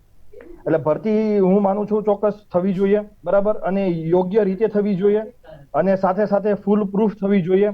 આવી રીતે ભરતી કરવાનો કોઈ મતલબ નથી. રાજનભાઈ જેમ કીધું એમ કે 1100 વ્યક્તિઓ પાસે એ પેપર પહોંચી ગયું, તો બાકીના તો ત્યાં ખાલી બસ સેન્ટરની મુલાકાત લેવા માટે ગયા એવો જ મતલબ થયો ને. તો એનો કોઈ મતલબ નથી. આવી રીતે નોનસેન્સ, મારી પાસે કોઈ શબ્દો નથી હું કઈ રીતે કહું, કેમ કે એક વિદ્યાર્થી તો ખરો, પણ સાથે સાથે બધા વિદ્યાર્થીઓના બિહાફમાં હું તમને કહેવા માંગુ છું કે ખરેખર આ વસ્તુ છે ને એ બહુ વધારે પડતો અપરાધ છે.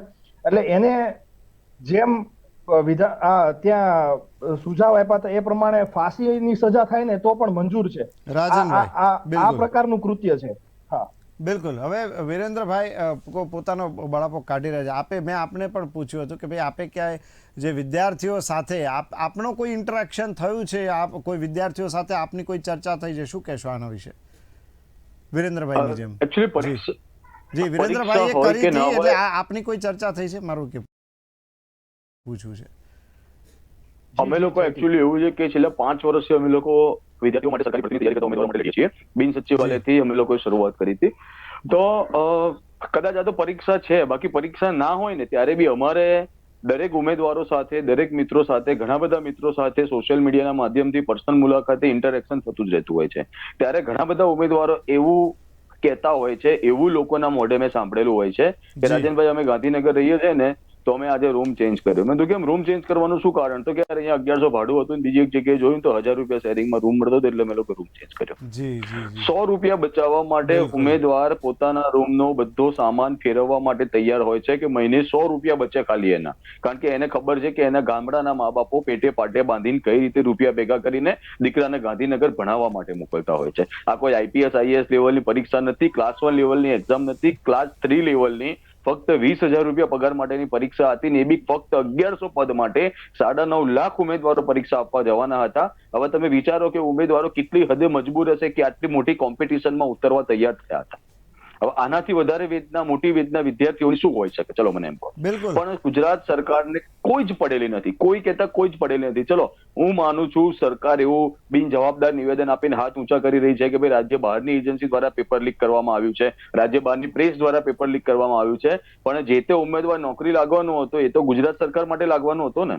તો પારદર્શી રીતે પરીક્ષા લેવાની જવાબદારી તો ગુજરાત સરકારની બને છે ને. ગુજરાત સરકાર ક્યારેય આવા બિનજવાબદાર સ્ટેટમેન્ટ આપીને હાથ ઊંચા ન કરી શકે. તમે પ્રેસ કોન્ફરન્સ જોઈ હશે, સંદીપ કુમારની પ્રેસ કોન્ફરન્સ તમે જુઓ, અંદર બસ ખાલી અંદરથી પેરેગ્રાફ લખીને આવ્યા, પેરેગ્રાફ આવીને પ્રેસની સામે વાંચી દીધો અને અંદર જતા રહ્યા. બરાબર, એમણે જેટલું કહેવું હતું એટલું કહી દીધું, કોઈનું કશું સાંભળવા રહ્યા નથી. ગુજરાત સરકારમાં આ જ તકલીફ છે. બસ અમે કહીએ, અમે મન કી બાત કહીએ ને તમે સાંભળો, તમારા મન કી બાત અમે ક્યારે નથી સાંભળવાના. બસ આ સિચ્યુએશન ચાલી રહી છે. નિકુલભાઈ, જે રીતે આમણે પણ પોતાનો બળાપો કાઢ્યો છે, હવે અહીંયા જે વાત એ પણ આવે છે કે સરકારે હવે દરેકને તો 1100 જગ્યામાં 1100 લોકો આવી શકશે, એનાથી વધારે તો આવી નહીં શકે. ચાલો બરાબર છે, પેપર કાંડ ના થયું હોત તો નહીં આ વાત છે, થઈ ગયું એટલે આખો પ્રશ્ન આખો અલગ જ થઈ ગયો છે. પણ થોડી વાર માટે માનીએ કે આ પરીક્ષા લેવાય ને 1100 ભરતી થઈ, બાકીના લોકો માટે પણ સરકાર એક સારી જે કહી શકાય ને કે સ્ટાર્ટઅપ ની પણ એક સારી સરકાર વાત કરી રહી છે, તો શું બાકીના વિદ્યાર્થીઓ સ્ટાર્ટઅપ માટે વિચારી શકે ખરા? સ્ટાર્ટઅપ એક એવી વસ્તુ છે કે જ્યાં તમે જ્યારે સ્ટાર્ટઅપમાં રજીસ્ટ્રેશન કરો તો તમારે એક પ્રોડક્ટ હોવું જોઈએ, અને એ પ્રોડક્ટ કેટલા અંશે વાયેબલ છે, ઇકોનોમિકલ ફિઝિબિલિટી છે, તમારો આઈડિયા શું છે, આઈડિયાને જ્યારે તમે SSIP માં રજીસ્ટર કરો છો તો ત્યાં તમને મેન્ટર્સ ને બધું મળે છે. પરંતુ કેટલા સ્ટાર્ટઅપ આજે હું એમ કહું છું કે એ સક્સેસફુલ છે. મારા માનનીય પ્રધાનમંત્રી એવું કહેતા હતા કે પકોડા બી એક બિઝનેસ છે, પકોડા તળવાનું. પરંતુ હું પોતે એક યુનિવર્સિટીમાં પ્રોફેસર છું, અને જ્યારે હું પ્રોફેસર છું ને હું મારા વિદ્યાર્થીઓને મળું છું, મહારાજા સયાજીરાવ યુનિવર્સિટીમાં દર વર્ષે 50,000 વિદ્યાર્થીઓ હોય, મને કોઈ વિદ્યાર્થી મળતો નથી એવું કહેતો નથી કે સાહેબ મારે પકોડા તળવા છે. એટલે કે આ સ્ટાર્ટઅપ, પકોડા તળવું, આ બધી જે વસ્તુ છે એ એકદમ શું કહેવાય કે મનગઢંત વાતો. તમે જે IIM નું ઉદાહરણ આપ્યું ને નિકુલભાઈ, તમે જે IIM નું ઉદાહરણ આપ્યું ને એ IIM ના વિદ્યાર્થીઓ, હું IIM પાસે જ રહું છું, મને ખબર છે, IIM ના આ વિદ્યાર્થીઓ હવે ક્યાંય નોકરી કરવાને બદલે એમનું સ્ટાર્ટઅપ ઊભું કરવાનું વિચારે છે. તો હું માનું છું દરેકને નોકરી જોઈએ, સરકારી નોકરી જોઈતી હોય, મળે એ પણ સારી વાત છે, મા બાપના સપના હોય છે, પૂરા થવા જોઈએ, એની ના નથી. પણ આજે જ્યારે તમે IIM ની જ્યારે વ્યવસ્થાની વાત કરી તો IIM ના એ જ વિદ્યાર્થીઓ પોતાનું સ્ટાર્ટઅપ કરે છે. શું કહેશો આપ આના વિશે? IIM જેવી સંસ્થામાં એડમિશન મળ્યા પછી અને ત્યારનો જે અભ્યાસ કર્યા પછી જે વિદ્યાર્થી બહાર આવે છે એનું જે પોટેન્શિયલ હોય છે એ અલગ લેવલનું હોય છે, અને એ સ્ટાર્ટઅપ કરીને પોતાના સક્સેસફુલ બિઝનેસ એસ્ટાબ્લિશ કરી શકે છે. એક બિઝનેસની કંપની એસ્ટાબ્લિશ કરવા માટે જે સરકારી કાગળિયા કરવા પડે છે એનું જે લિસ્ટ બનાવી લેજો. 9 મહિના, વર્ષ સુધી તમારા રજીસ્ટ્રેશન પ્રક્રિયા ચાલે છે, ઓફિસોના ધક્કા ખાવા પડે છે, અને સિંગલ વિન્ડોની વાતો કરતી આ સરકાર એવું કશું જ નથી. GST registration, PAN number, AOA, MOM, છોકરો કંટાળી જશે એના પોતાના કંપનીના સ્ટાર્ટઅપ કરવા માટે. પરંતુ હું એમ કહીશ કે જ્યારે 6.5 કરોડ ગુજરાતના કરોડ લોકોની સેવાની વાત આવે, હું તો કહું છું કે પદો કેમ ના ભરાય. આજે હું એમ કહીશ કે દરેક જગ્યાએ જરૂરિયાત છે. હું ખાલી એટલું જ કહીશ કે મહારાજા સયાજીરાવ યુનિવર્સિટીમાં હું સેનેટ મેમ્બર છું. હું બહુ સભાનતાપૂર્વક આ વાત કરું છું. 2019માં 680 આસિસ્ટન્ટ પ્રોફેસર, એસોસિએટ પ્રોફેસર અને પ્રોફેસરની ભરતી માટેનું એક નોટિફિકેશન આવ્યું હતું.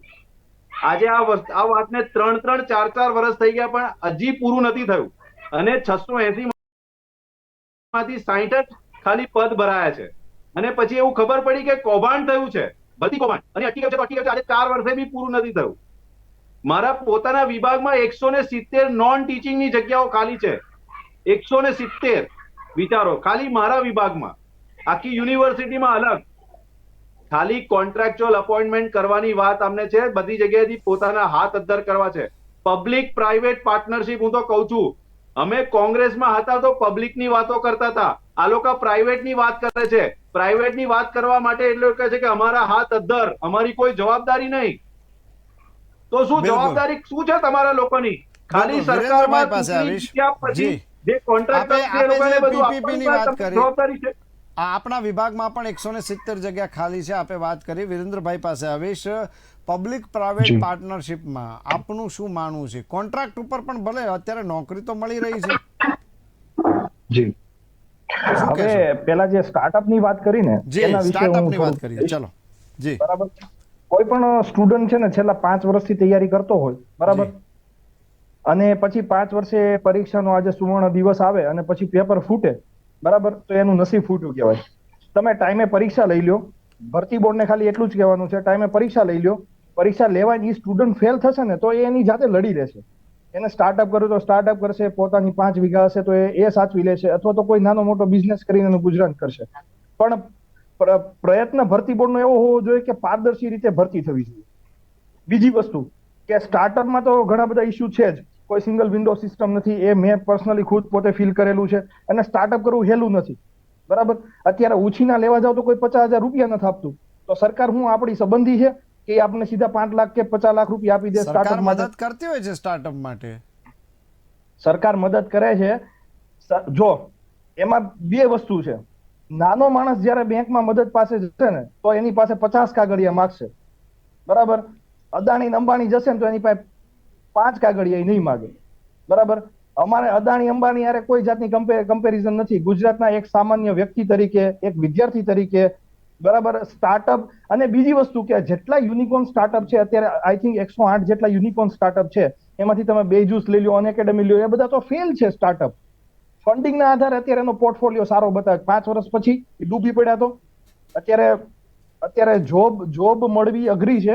અને સાથે સાથે એ બધા સ્ટાર્ટઅપો જે છે એના એમ્પ્લોયને છટણી કરી રહ્યા છે. બેજુસના તમે હમણાં જ નવેમ્બર આસપાસ સમાચાર જોયા હશે, એ નકર યુનિકોર્ન સ્ટાર્ટઅપ છે. બોલો, એટલે એ બધી વાહિયાત વાતો છે ને, એનો કોઈ મતલબ નથી. એટલે વિદ્યાર્થી ક્યાં જશે તો કે આપણને સેફ સાઈડ આપણી કઈ છે તો કે સરકારી નોકરી, કે જેમાં આપણે 2-3 વર્ષની મહેનત કરીએ બધાને અને આપણને સરકારી નોકરી નથી મળતી. અહીંયા પ્રશ્ન એ થાય છે, હું આવીશ પણ રાજનભાઈ પાસે. નોકરી જો નહીં, બોલો જો બોલો, વાત પૂરી કરી. નોકરી ભલે હું માનું છું કે 2000 માં 1100 જ મળશે, એના સિવાય તો કોઈને મળવાની નથી. હા નથી મળવાની, પણ 1100 ની ભરતી તો સરખી કરો. ભરતી બોર્ડને મારી એટલી વિનંતી છે કે પેલા ભરતી તો સર, અને નો મળે તો ક્યાં એવો કોઈ ક્લેમ કરે છે? એ વાત તો પાયાની છે, એમાં તો કોઈ બેમત જ નથી કે એની ભરતી સરખી થવી જોઈએ, પેપર લીક ન થવું જોઈએ. બાકી તમે આજ સુધી તમે મને એવો દાખલો બતાવો, બાકીના વિદ્યાર્થીઓ છે તેમણે શું કરવું? અહીંયા એ પણ એક પાછો પ્રશ્ન ઊભો થાય છે. હું તમને પૂછું, એક કાઉન્ટર ક્વેશ્ચન તમને પૂછું છું. બાકી તમે મને એક એવો વિદ્યાર્થી બતાવો કે જેને 5 વર્ષ ભરતી પરીક્ષાની તૈયારી કરી હોય અને પછી એવો ક્લેમ કરે કે મેં 5 વર્ષ તૈયારી કરી હતી, નાવ આઈ એમ એલિજિબલ, તમે મને હવે લઈ લ્યો. નહીં કે કોઈ છોકરો, પણ પેલા ટાઈમે ભરતી તો હરખી કરો. ઈ શરમજનક વાત છે એના માટે. પછી સ્ટાર્ટઅપ ને એ બધું તો બહુ પાછળની વાત છે, અને એ તો જે તે વ્યક્તિ વિદ્યાર્થી ઉપર ડિપેન્ડ કરે છે. બરાબર. ચલો રાજનભાઈ, હવે એ તો આપણે સૌ જાણીએ છીએ કે દરેક વ્યક્તિને સરકારી નોકરી આપી શકાશે નહીં. બરાબર છે, હજી પાછી પેલી જૂની પેન્શન યોજના વાળું તો પાછું ચાલી જ રહ્યું છે, પણ જે સરકારી નોકરી દરેક વ્યક્તિને તો આપી શકાશે નહીં. તો યુવાનોએ કંઈક નવું ક્રિએટિવ પણ વિચારવું તો પડશે.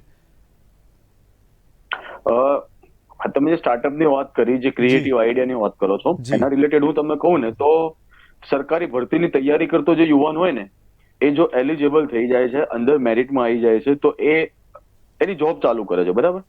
બીજી વાતમાં, જે લોકો એલિજિબલ નથી થતા, જે લોકો 5 વર્ષ તૈયારી કરે છે, 5-7 વર્ષ જેમ કે મહેનત કરે, હું પોતે એક્ઝામ્પલ રૂપે હું પોતે, બરાબર, કે મેં 5 થી 7 વર્ષ તૈયારી કરી, હું નથી લાગી શક્યો, પણ મેં આજ સુધી જે પ્રમાણે વિરેન્દ્રભાઈએ કીધું એ પ્રમાણે સરકારને કોઈ ક્લેમ નથી કર્યો કે મેં 7 વર્ષ તૈયારી કરી, નથી લાગ્યો, મને જોબ પર લઈ લો.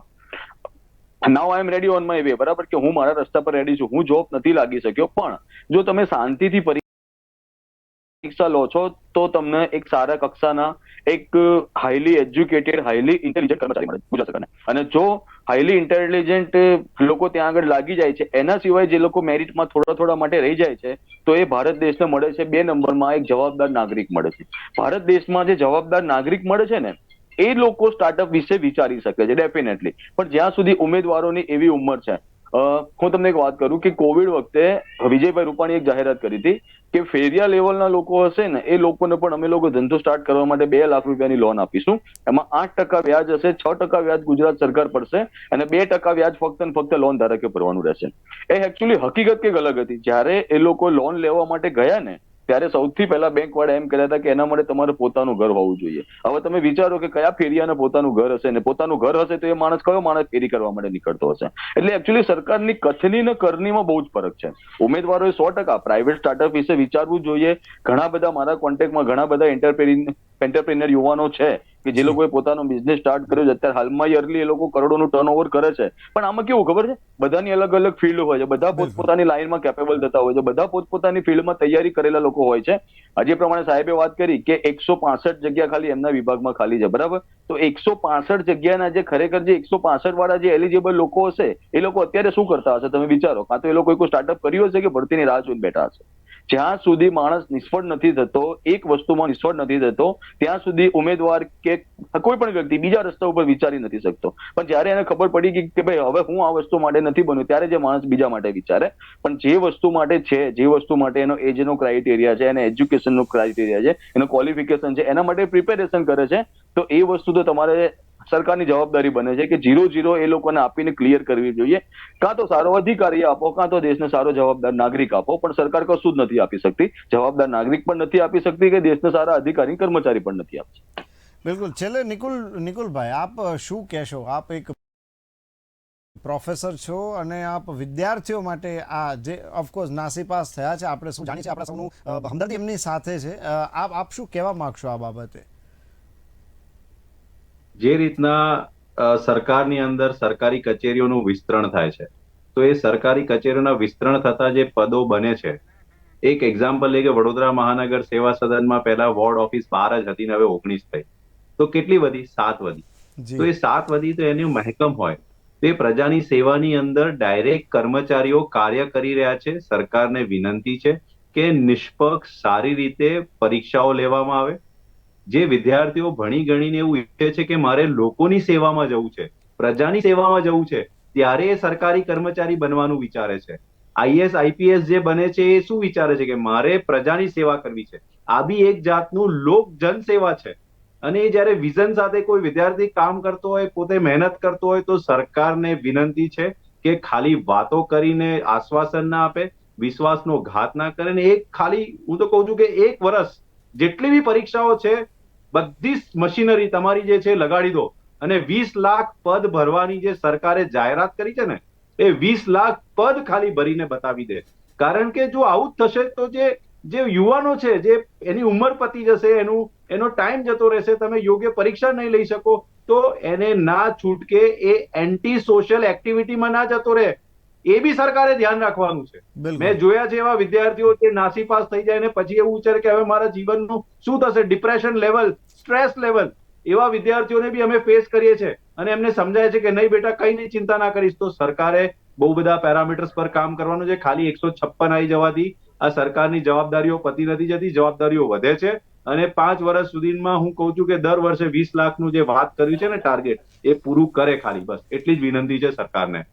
ચલો વિરેન્દ્રભાઈ પાસે હજી આ વાત ચાલશે, આ વાત હજી ચાલુ રાખવાની છે. વિરેન્દ્રભાઈ પાસે આવીશ. 20 લાખ નોકરીઓ સરકાર ને ભરવાની વાત તો કરી નિકુલભાઈએ, કોંગ્રેસ નેતા છે, સ્વાભાવિક છે કરે.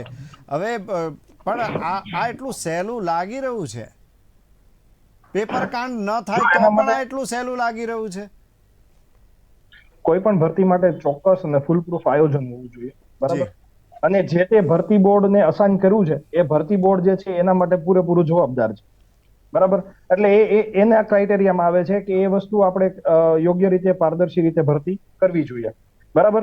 અને હું એવું માનું છું કે જેટલું મેકમ જે બહાર પડ્યું છે અને એ સિવાયનું રિમેનિંગ મેકમ જે છે જે બહાર નથી પડ્યું, અને આપણે આપણા સોર્સથી જે જાણતા હોય, આપણા કોઈ પરિચિત જે જોબમાં હોય અને જેમ કે તલાટીમાં 2-3 એ ગામ સંભાળતા હોય અથવા તો એને બીજા 2-3 ટેબલ આપ્યા હોય, બરાબર, તો આપણે એવું માની શકીએ કે હજી મહેકમમાં ઘણું બધું અવેલેબલ છે એમ. તો એ પ્રમાણે ભરતી થાય ને તો હું એવું માનું છું કે એમાં પણ ઘણા બધા સ્ટુડન્ટ જે છે એ ગવર્મેન્ટ જોબ મળી શકે, અને ગવર્મેન્ટ જોબ મળે તો બાકીની જે પછીની જે એક્ઝામો છે, બરાબર, એમાં જે સ્ટુડન્ટનો જે રસ છે એ ઘટે, એટલે જેથી કરીને એમાં પણ પારદર્શિતા જળવાઈ રહે. એટલે એ યોગ્ય સમયે યોગ્ય ભરતીઓ બધી થતી રહે. આ જે 2019માં જયારે બિન સચિવાલયનું પેપર ફૂટ્યું, બરાબર, એ વખતે જેની ભરતી થઈ ગઈ હોત તો આજે 2023માં અત્યારે હજી જાન્યુઆરી પતી ગયું, હવે જાન્યુઆરીના એન્ડ થી લઈને ફેબ્રુઆરી સુધીના પહેલા વીકમાં અત્યારે હવે બધાને ખાતાકીય ફાળવણી હવે ચાલુ કરી છે. તો વિચારો 2019 થી લઈને 2023 સુધીનો ટાઈમ સ્પેન છે, તો એવા તો ઘણા બધા વિદ્યાર્થીઓ છે કે જે પોતાની પોતે માનસિક હતાશ થઈ ગયા છે અને હાલમાં જેમનું સિલેક્શન થયું છે એ પણ એવું વિચારે છે કે હજી હું ફાઇનલ સિલેક્શનમાં છું કે નથી. તો આટલી બધી દ્વિધા જો એ વખતે ટાઈમે ભરતી થઈ ગઈ હોત, કોન્સ્ટેબલનું પેપર ફૂટ્યું, એ વખતે જો ટાઈમે એની ભરતી થઈ હોત, પેપર ફૂટ્યું ના હોત, તો આજે આ પરિસ્થિતિ જે છે, દર વર્ષે સ્ટુડન્ટ ગ્રેજ્યુએટ થઈ અથવા તો 12th પાસ કરી અને પોતે ક્લાસ 3 તૈયારીમાં જોડાતો હોય. દર બિલકુલ. વખતે નવો માસ જોડાવાનો છે, પણ જે જૂનો માસ જે છે, રાજનભાઈ, જૂનો માસ જે છે, વિરેન્દ્રભાઈ જે વાત કરી રહ્યા છે કે જે રીતે અત્યારે ચલો ભરતી થઈ છે ત્યારે થઈ ગઈ હોત તો સારું હતું, અત્યારે પણ ફાળવણી તો જો કે ચાલુ થઈ ગઈ છે, પરંતુ અહીં ફરીથી પાછો પ્રશ્ન, બાકીના વિદ્યાર્થીઓનું શું? જે લોકો નોકરી નથી મળી, હવે અહીંયા પ્રશ્ન પાછો શું, એ લોકોએ પાછું નાસીપાસ થવાની જરૂર છે કે પેલા ના થયું ત્યારે થયું હોત તો મને મળી ગયું હોત, હવે બીજી વખત થયું એમાં મને નથી મળ્યું? હું એક વસ્તુ કહેવા માંગુ છું, દરેક ઉમેદવારો બુલેટિન ન્યૂઝના માધ્યમથી જેટલા પણ સરકારી ભરતીની તૈયારી કરતા ઉમેદવારો છે ને, એ લોકોને હું એક વાત કહેવા માંગુ છું કે સરકારી ભરતી એ અંતિમ વસ્તુ નથી. સરકારી ભરતીમાં એટલી જ જગ્યા મળવાની છે કે જેટલી જગ્યા સરકાર પાસે ખાલી છે. પછી સરકારે 20 લાખ નોકરીઓની વાત કરી હોય, એક જુમલો હોય કે ગમે તે હોય, પણ સરકાર એક સાથે 20 લાખની ભરતી કરી શકવા સક્ષમ નથી. એ તમે પણ જાણો છો, હું પણ જાણું છું, વિરેન્દ્રભાઈ પણ જાણે છે, નિકુલભાઈ પણ જાણે છે, બરાબર? જો સરકારને કરવી હોય તો કદાચ કરી શકે, પણ સરકાર સક્ષમ નથી. હું તમને બીજી એક વાત કરું કે એક્ઝામ પહેલા, ઇલેક્શન પહેલા તલાટીની જુનિયર ક્લાર્કની પરીક્ષા કેમ ન લેવાય? આ જ વસ્તુ ઇલેક્શન પહેલા થઈ હોત તો સરકારની વોટ બેંક તૂટવાનો સરકારને બીક હતી. મેં અગાઉ મારી એક ડિબેટમાં પણ બોલ્યો હતો, ઘણા બધા ઉમેદવારોને પણ કીધું હતું કે કોઈ સંજોગોમાં ઇલેક્શન પહેલા તલાટીની પરીક્ષા નહીં લેવાય, કારણ કે જસ્ટ વિચારો કે આજે જે ઘટના બની એ ઘટના ઇલેક્શનના 2 મહિના પહેલા થઈ હોત તો ગુજરાત સરકારની પરિસ્થિતિ શું, ભાજપની પરિસ્થિતિ શું થઈ હોત, કે ભાજપના કેટલા વોટ કપાયા હોત. એટલે ભાજપે નક્કી કર્યું હતું કે ઇલેક્શન પછી જ આપણે પરીક્ષા લેવાની છે, પછી પેપર ફૂટે તો સામે કોઈ પરીક્ષા આવવા, કોઈ બીજું ઇલેક્શન આવવા નથી, ઇલેક્શન આવશે ત્યાં સુધી પબ્લિક ભૂલી જવાની છે. હવે હું તમારા મેઇન પોઈન્ટ ઉપર આવું. તમે જે વાત કરો છો કે જે લોકો નથી લાગ્યા એ લોકોનું શું, બરાબર? જે લોકો નથી લાગ્યા એ લોકોને એટલું જ કહેવા માંગુ છું કે સરકારી ભરતી સિવાય પણ ઘણા બધા ઓપ્શન દુનિયામાં અવેલેબલ છે કે જેમાં માણસ પોતે કરોડપતિ બની શકે છે. સરકારી ભરતીમાં તમે ગમે તેમ તોય સરકારના નોકર જ બનવાના છો.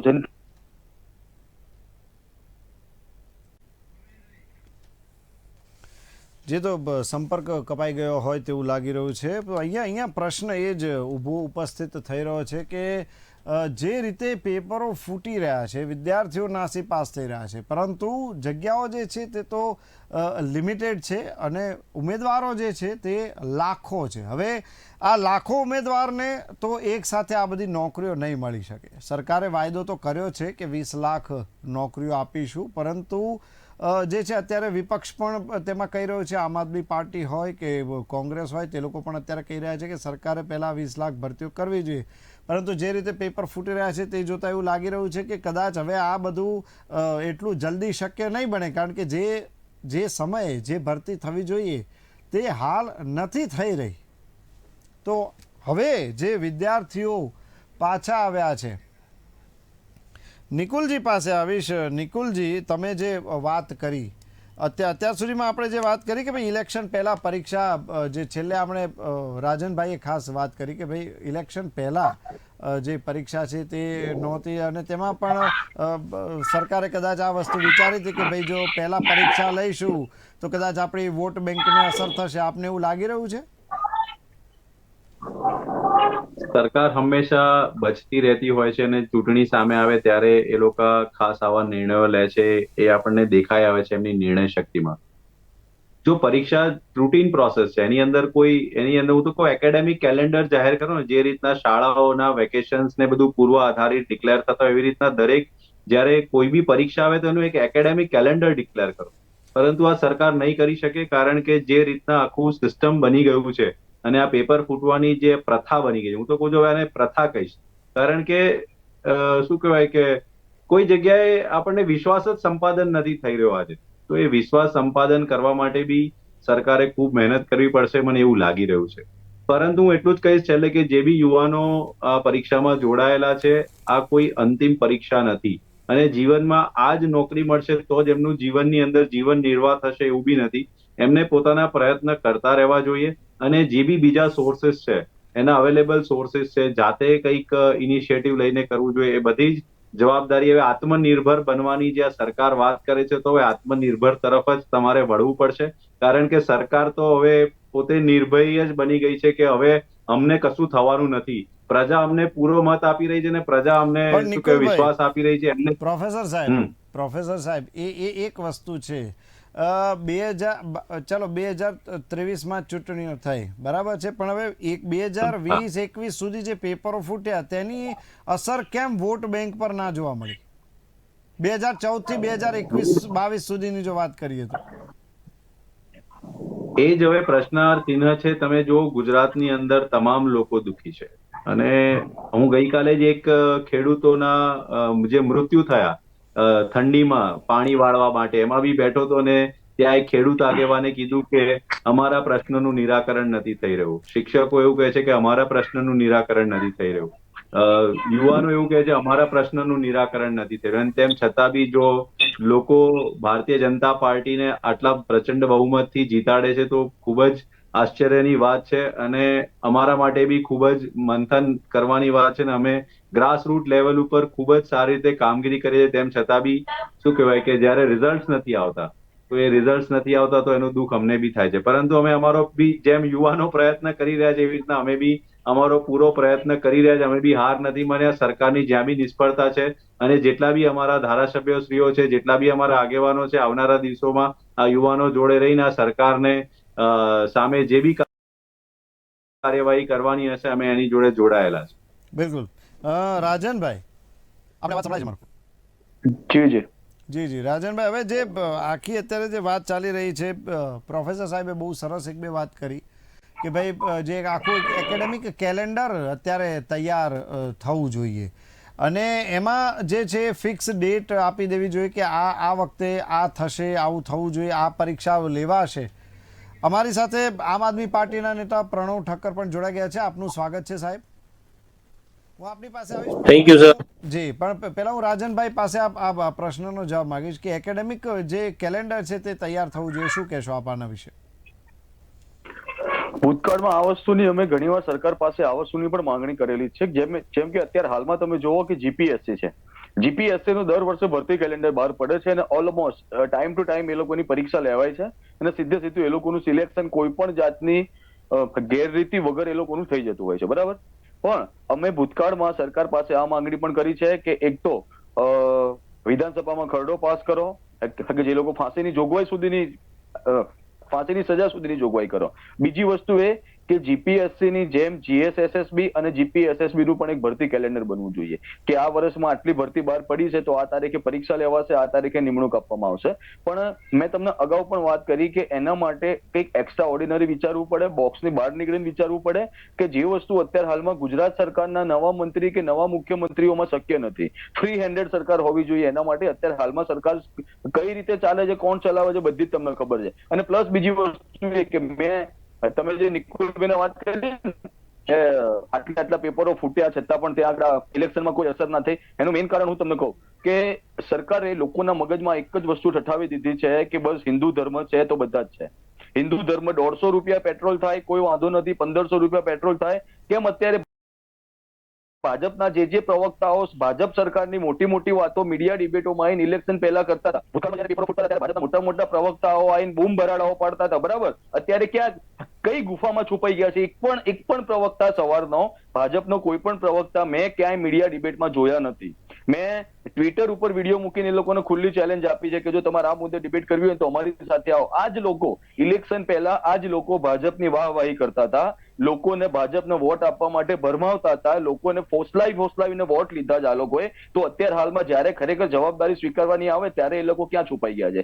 ઇવન હર્ષ સંઘવી જે અત્યાર સુધીની દરેક પ્રેસ કોન્ફરન્સો એમણે કરી છે, મુખ્યમંત્રી અત્યાર સુધી પ્રેસ કોન્ફરન્સમાં પણ લાઈવ નથી આવ્યા. પ્રેસ કોન્ફરન્સ પણ પંચાયત વિભાગના સચિવ જોડે કરાવી, એક પેરેગ્રાફ લખીને આપ્યો તો એમણે ખાલી વાંચી દીધો અને વાર્તા પૂરી થઈ. સરકાર તરફથી આટલું બિનજવાબદારી ભર્યું વર્તન કરવામાં આવે છે.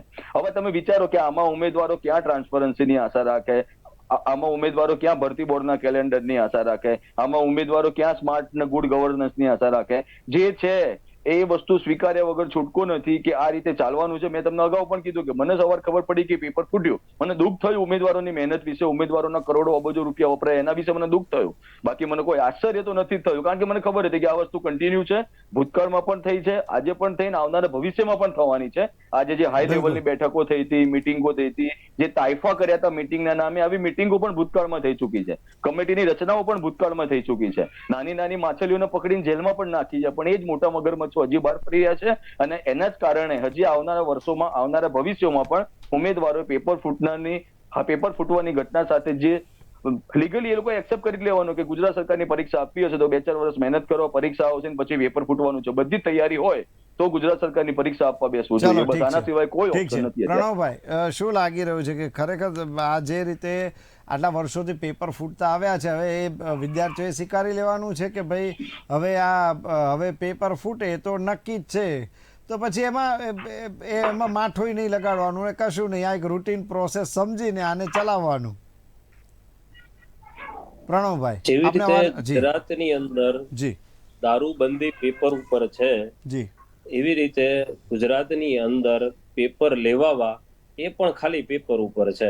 જી કોઈ પણ પેપર તમે જો આટલા ટાઈમથી, હું માનું છું કે 18 થી 19 પેપર ફૂટ્યા છે. બીજું કે અમારા આમ આદમી પાર્ટીના નેતા યુવરાજસિંહે 5 દિવસ પહેલા એમને જાણ કરી હતી કે બધા એક્ટિવ થઈ ગયા છે અને પેપર ફૂટશે, તમે ધ્યાન રાખજો. છતાં પણ ધ્યાન રાખવામાં નથી આવ્યું. તો હવે કેવું છે ખબર છે કે આ હવે પેપર ન ફૂટે તો તમને નવાઈ લાગે, શું વાત છે, ગુજરાત સરકારે સારી રીતે એક એક્ઝામ લીધી, તો તમને આશ્ચર્ય થાય. હવે પેપર ફૂટે એમાં આશ્ચર્ય નથી થતું. યુવરાજસિંહને કેમ દર વખતે પહેલા ખબર પડી જાય છે? પ્રણવભાઈ, યુવરાજસિંહને પહેલેથી ખબર પડી જાય છે, આ શું ચમત્કાર છે? નહીં, ચમત્કાર નથી.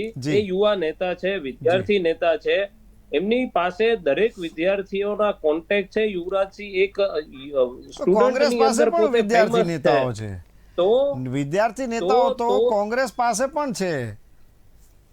હા, એટલે કોંગ્રેસ પાસે છે, એટલે એના જો આમાં બીજેપી કોંગ્રેસ કે આપ મારે એવું કઈ કરવું નથી. મૂળ મુદ્દો એ છે કે ભારતીય જનતા પાર્ટીની સરકાર છે. હું પોતે એડવોકેટ છું.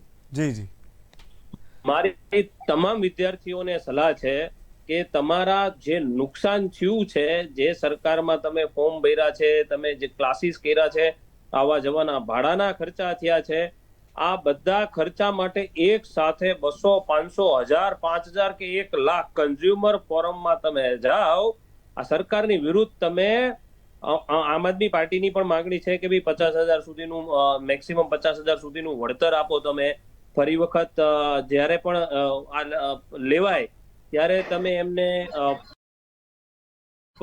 પ્રોપરલી લો, એક્ઝામ લો અને પછી એમને આવવા જવાની સુવિધા ફ્રી કરી આપો. પછી ફોર્મ ભરવાના હોય તો ફોર્મ ભરવાના રૂપિયા તમે ના લો. આવી ઘણી બધી અમે પણ કરેલી છે. પણ મને એવું લાગે છે કે તમે ગમે એટલી ડિમાન્ડ કરશો, આ જાડી જામણીની સરકાર છે ને કઈ ફરક પડતો નથી. તો હવે તમારે શું કરવું પડે કે ન્યાયતંત્રનો દ્વાર ખખડાવવો પડે. બીજું કે જે કઈ લોકો આની અંદર સંડોવાયેલા છે, જે પહેલાના હતા અને અત્યારે પણ છે, તો તમે સમજો કે વિદ્યાર્થીઓનો તો લોસ જાય જ છે કે ભાઈ એમને 50,000 સુધીના ખર્ચા થાય છે અને પછી એક્ઝામની તૈયારી, એટલે ક્લાસીસ હોય કે એમના ફોર્મ ભરવાના હોય, આવા જવાના ખર્ચા હોય, બુક્સના એક્સપેન્સીસ હોય, તો આ બધા થઈને અપ્રોક્સિમેટલી 50,000 જેટલો ખર્ચો થાય છે. પણ એના સિવાય તમારા અને મારા ટેક્સના રૂપિયા પણ વપરાય છે. એ કેવી રીતે વપરાય છે કે આ એક્ઝામ લેવા માટે સરકાર તૈયારીઓ કરે છે, પેપર છપાવે છે અને કરોડો રૂપિયા એના વ્યવસ્થા અને એડમિનિસ્ટ્રેશનમાં વાપરે છે, અને એ એક જ ઝાટકે બધું જ ફેલ થઈ જાય છે. તો તમારા મારા રૂપિયા પણ વપરાય છે. તો હવે કેવું છે કે વિદ્યાર્થીઓએ પોતે આગળ આવીને કરવું પડશે. જ્યાં સુધી કોંગ્રેસ વાળા છે એ વિરોધ કરે છે, આમ આદમી પાર્ટી વાળા વિરોધ કરે છે, બોલે છે અમે તો છે કમલમ સુધી જઈ આવ્યા હતા. બીજું કે મીડિયામાં આ બાબતે રૂટીનમાં આવી રીતે ડિબેટો થાય છે. વિદ્યાર્થીઓ થકી જ મોટા આંદોલન થવા જોઈએ. હવે તો જો કે ગુજરાત સરકારની અંદર આ આંદોલન કરવું એ પણ એક ગુનો બની ગયો છે, કારણ કે 188 મુજબ જે જાહેરનામું હતું એમાં પણ પોલીસને સત્તા આપી દીધી છે કે ભાઈ ડાયરેક્ટ પોલીસ જ તમારા વિરુદ્ધ એફઆઈઆર કરી શકે. અને હવે તમારે જે એમનેમ તમે જે છૂટી જતા હતા કે ડિટેન કરીને તમને જે છોડી દેતા હતા, એવું હવે નહીં બને. હવે તો તમારા વિરુદ્ધ એફઆઈઆર થશે, તમારે કોર્ટમાં જવું પડશે અથવા તો તમારે જામીન લેવા પડશે. એટલે સરકારે હૈદરાબાદમાં પેપર છાપ્યા છે, પેલા અહીંયા ગુજરાતમાં છપાતા હતા ત્યારે મિલી ભગત હતી, હવે હૈદરાબાદમાં કોક એમનો ઓળખીતો હશે, ઓવેસી જેવો કોક માણસ હશે કે જે અહીંયા ભાગીદાર હશે અને એના થકી અહીંયા બરોડામાં ફૂટે છે પેપર. એટલે ઘણા બધા લોસીસ થાય છે, પણ વિદ્યાર્થીઓ થકી આંદોલન ચાલો, થશે ઠીક તો જ છે. આનું નિરાકરણ બિલકુલ આવશે. બિલકુલ. રુઝાનજી પાસે આવીશ.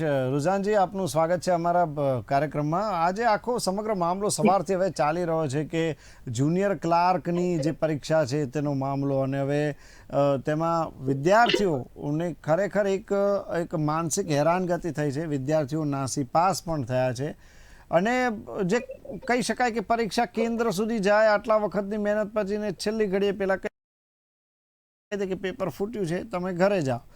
તમને પાછા જવામાં પણ પેલું કે છે ને કે ભાડું નહીં લે. શું કહેશો? સી આ છે ને પેલા જલા પર નમક છીડવવા જેવું છે. જી. આમ તો હું સાહેબને આગળ કીધું કે આ તો ભરોસાની ભાજપ છે, અને આ તો 156 વાળી ભાજપ છે. એટલે તમે સમજી શકો છો કે આને જાડી ચામડી ના કહેવાય, અને 156 ચામડી કહેવાય. એટલે આ ભાજપ ગવર્મેન્ટમાં છેલ્લા કેટલા વર્ષોથી તમે જુઓ, 2021માં જ, કારણ કે 2020માં તો એક્ઝામ ના લેવાય, પણ 2021માં 3 પેપરો ફૂટ્યા. એટલે આપણી આવી હાલત છે. જેટલી એક્ઝામો લેવાય છે એટલા પેપરો ફૂટી જાય છે. એટલે આપણા આવી હાલત છે. થોડા ટાઈમ પહેલા જ મેં બીજી ચેનલ પર આપણા કોઈક નેતા બોલતા હતા કે શું કે આપણા ગુજરાતના નથી, બહારના લોકો છે, બહારના લોકો છે. એટલે મને સૌથી પહેલા તો ખબર ના પડી કે ગુજરાત ઇન્ડિયામાં આવતું નથી. બીજું મને ખબર ના પડી કે બહારના, એટલે આમ તો આપણે જયારે વોટ લેતા હતા ત્યારે તો ડબલ એન્જિન કરીને બધી વાહ કરતા હતા કે આ તો ડબલ એન્જિન છે એટલે ડબલ ફાયદા થશે. એટલે એવા કે એનો મતલબ કે ડબલ પેપર લીક થાય, એનો મતલબ એમ થયો સાહેબ. ત્રીજો વાત છે કે જ્યારે બાળકોના ભવિષ્ય એટલા માટે વર્ડ્યુસ કરું છું કારણ કે આજની તારીખમાં આમ તો ઇન્ડિયા આપણા નંબર 1 પર બહુ ઓછા પોઈન્ટ્સમાં છે, પણ પોપ્યુલેશનના પોઈન્ટ પર નંબર 1 પર છે. અને બીજું નંબર 1 પોઈન્ટ એ છે કે we are the youngest youth. આપણા ત્યાં છે ને મેક્સિમમ યુથ વર્લ્ડમાં નથી, એટલે આપણે ત્યાં છે. આપણે ત્યાં 15 થી 30 વર્ષની એજના આપણે ત્યાં 38 થી 38 થી 40 કરોડના યુથ છે. એટલે અગર 130 કરોડની વસ્તીમાં 40 કરોડ યુથ હોય એટલે તમે સમજી શકો છો કે આપણી પાસે કેટલો યુથ પાવર છે. પણ આપણી ગવર્મેન્ટ આ યુથ પાવરને મિસયુઝ કરી રહી છે. મિસયુઝ કરી રીતે કે એ લોકોનું ભાવિ જોડે રમી રહી છે. એ લોકોના, હું એવું નથી કહેતી કે આજે 9.5 લાખ લોકો જે એક્ઝામ આપવા આવ્યા છે એ બધા બેરોજગાર છે, એવું નથી કહેતી. પણ હું એ જરૂર કહું છું કે આજે 9.5 લાખ લોકો છે. ભલે આજની તારીખમાં આપણે મોટી વાતો કરીએ, ચાંદ પર, સુરત પર, સ્ટાર્ટઅપ પર, યુનિકોર્ન પર, શું કહેવાય, આપણે 5 ટ્રિલિયનની બધી મોટી વાતો કરીએ, પણ હજી બી આપણા દેશમાં ગવર્મેન્ટ જોબ્સ પાછળ ઘેલછેલ છે. કે એની આપણે ડિબેટ પછી કરશું કે કેમ ઘેલછેલ છે, પણ ગવર્મેન્ટ જોબ્સ પાછળ ઘેલછેલ છે. હવે ઘેલછેલ સામે 9.5 ખાલી 1200 સીટ હતી, એપ્રોક્સ કહું છું બધું, એની સામે અગર 9.5 લાખ કેન્ડિડેટોએ ભર્યું હોય એટલે તમે સમજી શકો છો કે આપણી જે સાહેબ આગળ કહેતા હતા ને મશીનરી, હું મશીનરી કહી દઉં સાહેબ. ખાલી 3000 સેન્ટરો હતા અને 77,000 નો સ્ટાફ હતો આ 3000 સેન્ટર માટે. 100% સીસીટીવી ફૂટેજ છે, 7,500 પોલીસ કર્મીઓને તૈનાત કર્યા. એટલે આ ટાઈપની આપણે શું કહેવાય વ્યવસ્થા કરી હતી કે 9.5 લાખ. ને પાછું એવું બી હતું ફોર વોટ એવર રીઝન કે ભાઈ તમારે 100 કિલોમીટરની અંદરમાં જવું પડે કે બહાર જવું પડે કે વોટ એવર, એટલે લોકો દૂરથી એક છેડેથી બીજે છેડે ભલે ડિજિટલ ઇન્ડિયાની વાત કરતા હોય, ઓનલાઈન એક્ઝામ લેવી જોઈએ, એ બધું અલગ વાત છે. એ બધું પછી હજી ફરી આવશે, કારણ કે હજી ડિજિટલ ઇન્ડિયામાં પડશું તો આખી નવી સ્ટોરી થઈ જશે કે ભાઈ એક્ઝામો ઓનલાઈન કેમ નથી લેવાતી જ્યારે આટલું બધું ડિજિટલ થાય છે. તો પણ anyways, so coming back to that basic point કે જે યુથના ભવિષ્ય જોડે ચેડા થાય છે. મને ઘણીવાર એવું થાય છે, બે ચીજ થઈ શકે કે આટલા પેપરો ફૂટે છે. 2018માં 4 ફૂટ્યા હતા, 2019માં કે બે કે એવા ફૂટ્યા હતા, 2021માં 3 ફૂટ્યા. એટલે મારે કેવું છે કે is government serious in terms of કે બે જ રીઝનો ફૂટી શકે. એક તો કે કંઈક મોટા માથા ગવર્મેન્ટ યા નોટ એક્ઝેક્ટલી ગવર્મેન્ટ પણ પોલિટિશિયન્સના મોટા માથા ઇન્વોલ્વ હોય અને એમાંથી એ લોકોની રોકડી થતી કરોડો રૂપિયા, દેશના પૈસા જાય, આપણા ગુજરાત ગવર્મેન્ટના પૈસા જાય, આપણા લોકોના કરોડો રૂપિયા જે અત્યારે જે ગણાયા. કારણ કે અગર હું ખાલી એટલું જ ગણું કે આવા જવાનું અને રહેવાના જ અગર હું 1500 રૂપિયા અગર આ 9.5 લાખ કેન્ડિડેટના ગણું તો 145 કરોડ તો એમાં જ આપણા સ્વાહા થઈ ગયા છે. સ્વાહા. કારણ કે તમે હવે કહો છો કે અમે ફ્રી કરાવશું ને અમે આમ કરાવશું ને અમે તેમ કરશું, પણ કેટલા? શું? કારણ કે જે લોકો રહ્યા છે, તમે જ્યાં જ્યાં એ લોકો રહ્યા છે બિચારાઓ, ત્યાં તમે ફ્રી કરાવવા જવાના છો? બધા પ્રાઇવેટમાં જઈને કે લાય પૈસા હાલ, પૈસા હાલ, પૈસા હાલ એવું કરવાના છો? એટલે આ બધી જે વાર્તા છે એ રુઝાનજી, એક લિમિટ સુધી શું કહેવાય? રુઝાનજી, તમે એક બિઝનેસ વુમન છો. એક આપણે હમણાં તમારા આવતા પહેલા અમારે આ જ ચર્ચા થઈ કે દરેકને તો કદાચ સરકારી નોકરી નહીં મળે, તો યુવાનોએ પોતાનું કૌવત તો ક્યાંક તો દર્શાવવું પડશે સરકારી નોકરી સિવાય પણ, કે તેમનામાં જે સ્કિલ છે બહાર આવે અને તેઓ એમાંથી પણ પૈસા કમાઈ શકે. માની લો કે પરીક્ષા લેવાઈ ગઈ હતી, 1100 કે 1200 જે સીટ હતી તે ભરાઈ પણ ગઈ, બાકીના જે લાખો વિદ્યાર્થીઓ તો જે રહ્યા છે તેનું શું છે? આપ એક બિઝનેસ વુમન છો માટે પૂછી રહ્યા છો, બોલો શું કહેવા માંગુ છો હમણાં? જી, તો હું એટલો એક સ્ટેટમેન્ટ મેક કર્યું હતું કે જ્યારે આપણે મોટી મોટી વાતો કરીએ છીએ સ્ટાર્ટઅપ ઇન્ડિયા ને યુનિકોર્ન ને ટ્રિલિયન ઇકોનોમી, પણ તો બી 9.5 લાખ ને હું ફરી રિપીટ કરું છું કે બધા એવું નથી કે જોબ નથી કરતા, ક્યાંક જોબ તો કરે છે, પણ એ લોકોને લાલચ છે કે ભાઈ અમને ગવર્મેન્ટ જોબ મળશે તો અમને ગવર્મેન્ટ જોબમાં, કારણ કે આજની તારીખમાં તમે જુઓ છો જોબમાં શું વર્લ્ડ ઓવરમાં હાલત છે, ઇન્ડિયામાં બી હાલત છે કે લોકોને છૂટા કરી મૂક્યા માંગે છે. કારણ કે હવે જે આપણા જે જોબ્સ છે ને સાહેબ, એના માટે આપણે યુથ પ્રિપેર્ડ જ નથી એટલે એ લોકોને એ રીતનું પ્રિપેરેશન કરાયું જ નથી. કારણ કે જે એકેડેમિયા ને ઇન્ડસ્ટ્રીમાં જે ગેપ હોય ને એ દિવસે દિવસે વધતો જાય છે. બીજો પોઈન્ટ કે આજની તારીખમાં જોબ્સ ઓછા થઈ ગયા છે. જોબ્સ એટલા માટે ઓછા થઈ ગયા છે કારણ કે જે સ્કિલ્સ છે, જેને કે મેં કહું ને અત્યારે આર્ટિફિશિયલ ઇન્ટેલિજન્સ, ડીપ લર્નિંગ, શું કહેવાય, ટેકનોલોજી, રોબોટિક્સ, એ બધા પ્રમાણે એ ટાઈપના, માની લો કે એક રોબોટ તમારો બને છે જે 1000 લોકોનું કામ કરે છે. અત્યારે ફેક્ટરીઝમાં બી જુઓ છો, અગર તમે કાર ફેક્ટરીઝોમાં જોયું હોય તો હવે માણસો બહુ ઓછા ખાય છે કારણ કે બધું રોબોટિક કામ ચાલી રહ્યું છે. એટલે જોબ્સ ઓછા છે ને જે જોબ છે બહુ હાઈ સ્કિલ્સ વાળા જોબ છે. હવે એમાં તો આપણે લેટ અસ એક્સેપ્ટ ધેટ કે આપણું ઇન્ડિયા પાછળ પડે છે. એટલે તમે જે કહેવા માંગો છો કે આપણા આ જે 9.5 લાખ લોકો હતે એમાંથી ખાલી 1000-1200 રૂપિયા આવતે, એક અલગ વાત છે. એના માટે હું ડિસ્કસ કરું છું, પણ ગવર્મેન્ટે તો શરમ આવી જોઈએ ને, કારણ કે એની ફરજ ધર્મ ને કર્તવ્ય છે કે ભાઈ તમારે આને તમે જેવી એક્ઝામ લો છો, જે પેપર તો લેવાવું જોઈએ, લીક ન થવું જોઈએ. 2016 ના એક મિનિટ સાંભળી લો, 2016-17 પછી આ લેવાય જ નહોતી, એ બી તમને કહી દો. એટલે 2016-17 થી પછી અત્યાર સુધી 4 કે 5 વર્ષ થઈ ગયા ને તો બી તમારી આવી હાલત છે ને. હવે કમિંગ બેક ટુ તમારી જે સ્કિલ ડેવલપમેન્ટની, આપણે જે વોકેશનલ ના કામ કરીએ છીએ, જે આપણા એક જમાનામાં આપણા પીએમ શ્રી કહેતા હતા કે ચાઇનામાં કંઈક 5000 કે 10,000 ટાઈપના સ્કિલ્સ છે, આપણા ઇન્ડિયામાં તો ખાલી 1000 ટાઈપના સ્કિલ્સ છે. તો સાહેબ એ બધું ગયું ક્યાં? એ બધું જ્યારે તમે 2014માં કહ્યું તો અમને બહુ ગમ્યું હતું, અમે તો તમને સલામ મારી હતી,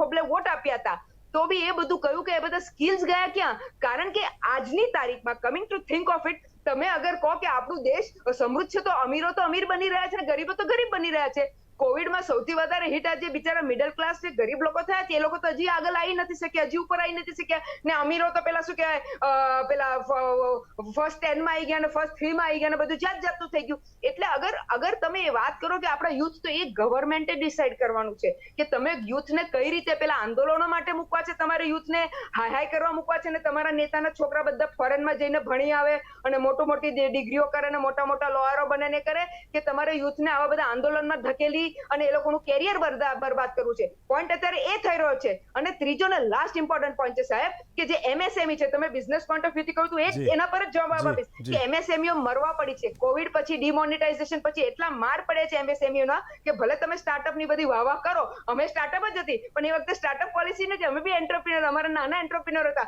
અમારા પપ્પા બી એન્ટરપ્રિન્યોર હતા, નાના એન્ટરપ્રિન્યોર હતા. એમાં તો ગવર્મેન્ટે કોઈ હેલ્પ નથી કરી, અમે અમારા બલબૂતા પર આગળ આવ્યા છીએ. આજની તારીખમાં પોઈન્ટ અત્યારે એ થયો છે સાહેબ કે તમે બધી મોટી વાતો કરો છો, પણ અલ્ટિમેટલી જે તમે હેન્ડલ, જે તમારું સુખાકારીનું કામ છે, જે એડમિનિસ્ટ્રેશનનું કામ છે, એમાં તમે બહુ મોટા ફ્લોપ ગયા છો. જી નિકુલભાઈ, આપની પાસે આવીશ. જો આપની સરકાર હોત તો કેવી સિસ્ટમની તમે ફેવર કરી રહ્યા છો? આપ એક પ્રોફેસર પણ છો એટલે આપ જાણો છો પરીક્ષાઓ કેવી રીતે લેવાવી જોઈએ, પારદર્શિતા શું હોય. શું કહેશો આના વિશે? જો ખરેખર આપની સરકાર હોત, આપ એટલે અહીંયા કોંગ્રેસ એટલે તમારી વાત છે, આપના નેતા પણ બેઠા જ છે, પરંતુ અહીંયા જો તમારી સરકાર હોય તો તમે આને કઈ રીતે આ પરીક્ષા પેપર લીક ના થાય એ માટે કેવી પ્રકારની કાળજીઓ હોવી જોઈએ? સૌ પ્રથમ તો જે રીતના દરેક વસ્તુ પ્રાઇવેટાઇઝેશનને સોંપવામાં આવી રહ્યું છે ને, એ જ સૌથી પહેલા બંધ કરવાની વાત છે. તમે ભૂતકાળમાં જુઓ કે જ્યારે સરકારી પ્રેસો ચાલતા હતા, સરકારી કર્મચારીઓ ડાયરેક્ટલી ઇન્વોલ્વ હતા, તો દરેકની એક જવાબદારી બનતી હતી અને પોતે જવાબદારીપૂર્વક એક સિન્સિયર કર્મચારી તરીકે કામગીરી કરતો હતો ને પોતે બી જ્યારે સરકારી કર્મચારી બન્યો ત્યારે એને ખબર છે કે એને કેટલી મહેનત કરીને એ પદ મેળવ્યું છે. જી તો સૌ પ્રથમ તો અમે જે વાત કરીએ છીએ કે જે ખાલી મહેકમ ભરવાની, જે ખાલી મહેકમો છે ને ગુજરાત સરકારના, એ જેટલા બી અત્યારે ખાલી મહેકમ છે, જ્યારે ગુજરાતની 3-3.5 કરોડની વસ્તી હતી ત્યારે કોંગ્રેસની જ્યારે સરકાર હતી ને એને જી. જ મહેકમો આજની તારીખે છે, એમાં કોઈ વધારો કરવામાં આવ્યો નથી ઉપરથી. એમાં તમે જોશો તો પદો ખાલી કરીને બધા પદો રદ કરવામાં આવી રહ્યા છે. એટલે જે પ્રાથમિકતા અમે જે વાત કરતા કે દરેકને અમે નોકરી આપીશું, તો એ નોકરીની જવાબદેહી જે બને છે ને એ કરવાની જરૂર છે. નિકુલભાઈ, અહીંયા આજે અહીંયા વાત પેપર- એ છે પરીક્ષા કેવી રીતે હોવી જોઈએ. હું તમારી વાત સમજી ગયો આવું છું, એક- તમારી વાત હું એ બિલકુલ પણ એ જ સમજી કહું ગયો છું છું. તમે શું કરીને બતાવત? જો આ થોડી વાર માટે માની લઈએ કે આપણે ભાજપ કોંગ્રેસની સરકાર, પારદર્શિતા કે શું આ જે કાંડ થયા છે ન થયા તો ગેરંટી આપો છો? 100% ગેરંટી આપી શકાય એમ છે, કારણ કે જો આટલી બધી પરીક્ષા દેશની અંદર થઈ શકતી હોય તો આ પરીક્ષા કેમ ન થઈ શકે. એમાં જેટલા સ્તરીય સુરક્ષા છે એ સુરક્ષાના ભાગરૂપે જ્યાં બી પેપરો છાપવાનું છે, જ્યાં બી પેપરોથી ટ્રાન્ઝિટમાં તમે જુઓ તો આજે ટેકનોલોજી એટલું બધું એડવાન્સ થઈ ગયું છે કે તમે જે ગાડીઓ, જો ઈવીએમ ના પેટીઓ જોડે જો પેલા સેન્સર્સ જઈ શકતા હોય અને મોનિટરિંગ થઈ શકતું હોય, ટ્રેકિંગ થઈ શકતું હોય, તો ટેકનોલોજીનો પૂરેપૂરો ઉપયોગ કરીને આ પરીક્ષાઓ થઈ શકે એમ છે.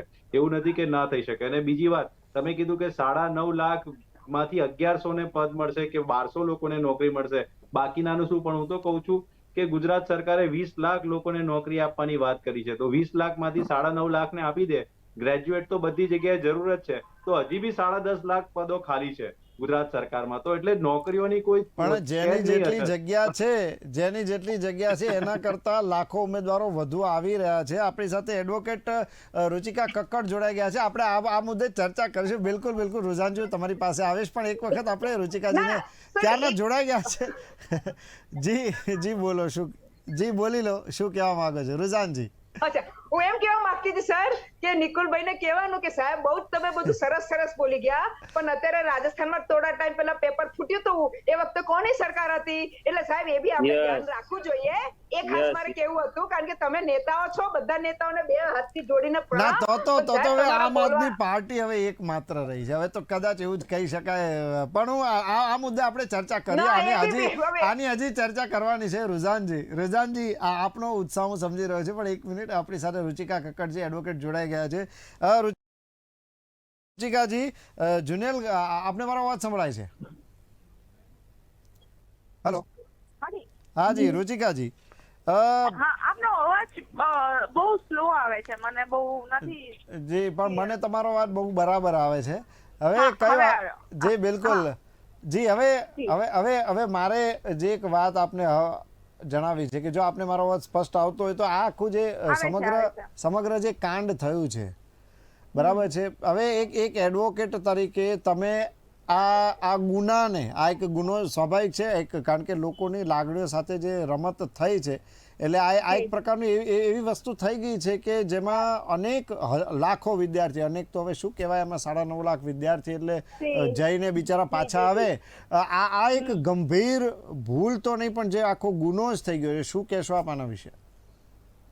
જી, હવે આજે જે 9,53,000 વિદ્યાર્થીઓ ઉપર જે રમત રમી છે, કે એક પેપર લીક કરીને જે આ વિદ્યાર્થીઓ ઉપર એક રમત રમાઈ છે, એ જે ગુનો બને છે આઈપીસી ચીટિંગ નો બને છે, 420 ચીટિંગ ને ડિસઓનેસ્ટી, જેના પર ગુનો તો નોંધાઈ શકે, સાથે સાથે એફઆઈઆર થશે.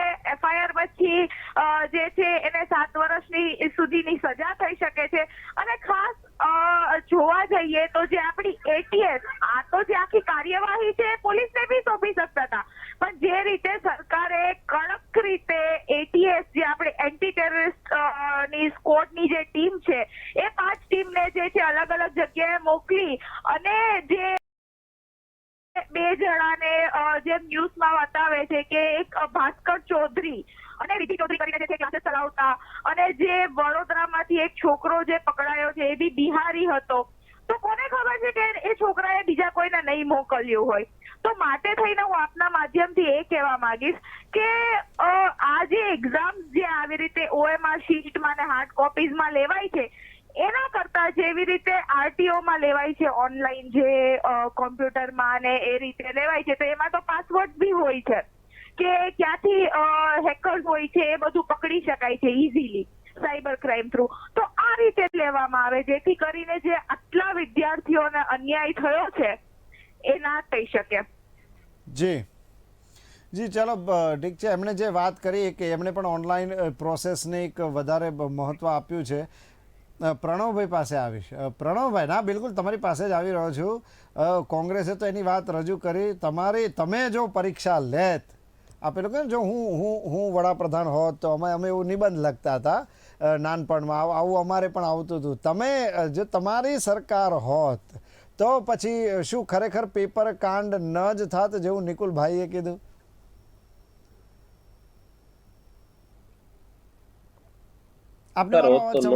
જી જી જી. એનું કારણ એક જ છે કે અમે પંજાબમાં હજી નવી સરકાર બની છે, પહેલી વખત સરકાર બની છે. અમે અહીંયા એક્ઝામો લઈ લીધી છે. દિલ્હીમાં તો 22,000, હા દિલ્હીમાં છે. દિલ્હીમાં પણ એક પણ પેપર ફૂટ્યું નથી. પંજાબમાં નવી સરકાર છે. આ તો અનુભવી સરકાર હોય ને તો એના ઘણા બધા બેનિફિટ મળે, પણ જો બિન અનુભવી સરકાર હોય કે જેને કોઈ પણ શાસન કરવાનો અનુભવ ના હોય, છતાં પણ જો તમારામાં ઇન્ટેગ્રિટી અને ડેડિકેશન હોય તો તમે આવી રીતે લઈ શકો છો. બરાબર. બીજું કે રુચિકાબેન કક્કડે કીધું, એમને ખબર જ છે કે આઈપીસી 420 મુજબ ગુનો નોંધાઈ શકે છે, પણ કન્વિક્શન રેશિયો તમે જોશો તો બહુ ઓછો છે. અને એમાંય ગવર્મેન્ટ જ્યાં ઇન્વોલ્વ હોય એમાં કન્વિક્શન થતું જ નથી લાંબા સમય સુધી. જો તમારે એના માટે કંઈ કરવું હોય તો તમે ગવર્મેન્ટની જે એડમિનિસ્ટ્રેશન છે એની પાછળ જે રૂપિયા વપરાય છે તો પબ્લિક પ્રોપર્ટી ડિસ્ટ્રોય થાય છે. એટલે ડિસ્ટ્રોય તો નહીં, પણ પબ્લિક પ્રોપર્ટીને નુકસાન થાય છે, ફાઇનાન્શિયલી લોસ જાય છે.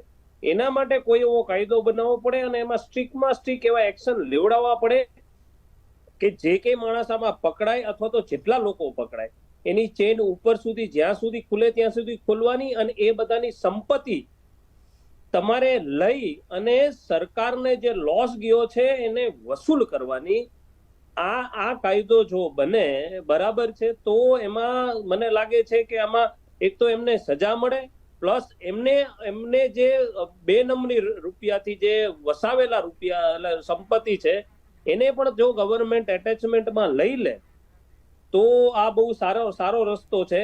અને આની પાછળ અમારી પાર્ટીની સરકાર આવવાની હતી, અથવા તો અમારી ભલે 5 જ સીટ એવી, પણ અમે જે કર્યું છે એની પાછળ અમે હોમવર્ક કરેલું હતું અને અમે ઘણા બધો એવો કાયદો પણ બનાવેલો છે. અને વિવેકભાઈ, હું તમને ખાસ આ આખો કાયદો છે ને, આજે તો રજા છે, હું કાલે તમને આખું જે અમે બનાવીને રાખ્યો તો એ તમને હું મોકલાવીશ કે અમે આવું કરવાના હતા કે જો કોઈ પેપર ફોડે તો એની પાછળ સરકાર શું જેટલું યાદ હોય એકાદ 2 લાઈન કહી દો, વાંધો નથી. હા, એટલે એ છે કે એમને અલગથી 10 વર્ષ સુધી કે 15 વર્ષ સુધીની સજા મળે, ફાસ્ટ ટ્રેક કોર્ટમાં એમના કેસ ચાલવા જોઈએ, ઇન્વેસ્ટિગેશન અને પ્રોસિક્યુશન સ્વતંત્ર હોવું જોઈએ, પ્લસ આમાં ઇન્વેસ્ટિગેશન અને પ્રોસિક્યુશનની સાથે સુપ્રીમ કોર્ટના નિવૃત્ત જજની અપોઇન્ટમેન્ટ કરી અથવા તો હાઈકોર્ટ નિવૃત્ત જજના અપોઇન્ટમેન્ટ કરીને એની સીટની રચના કરવી જોઈએ. 6 મહિનાની અંદર એનો રિપોર્ટ આવવો જોઈએ અને કન્વિક્શન રેશિયો એકદમ હાઈ થાય, અથવા તો જેટલા લોકો કન્વિક્ટેડ છે એ પોલિટિશિયન હોય, આઈએએસ હોય, આઈપીએસ હોય, કોઈ પણ વ્યક્તિ હોય. ઇવન હૈદરાબાદમાં પેપર ફૂટ્યું છે તો હૈદરાબાદની ગવર્મેન્ટને, હૈદરાબાદના પ્રેસ વાળાને ગુજરાત ગવર્મેન્ટ થ્રુ એમની પાસે કોન્ટ્રાક્ટ કરવામાં આવ્યો હોય છે. કોન્ટ્રાક્ટની અંદર તમારે એવા ક્લોઝ નાખવા પડે કે જો એમના થકી કોઈ પણ મિસ્ટેક થાય અને એના કારણે વિદ્યાર્થીઓને લોસ જાય અથવા તો ગવર્મેન્ટને જે કંઈ ફાઇનાન્શિયલી લોસ જાય એની ભરપાઈ કરવાની જવાબદારી એમની હોવી જોઈએ. અને જો એ ભરપાઈ ના કરી શકે તો એમની પણ સંપત્તિમાંથી તમારે આ વસૂલ કરવા જોઈએ. કારણ કે આ બધા ત્યારે જ સુધરશે કે જ્યાં સુધી એમના ઉપર નહીં આવે.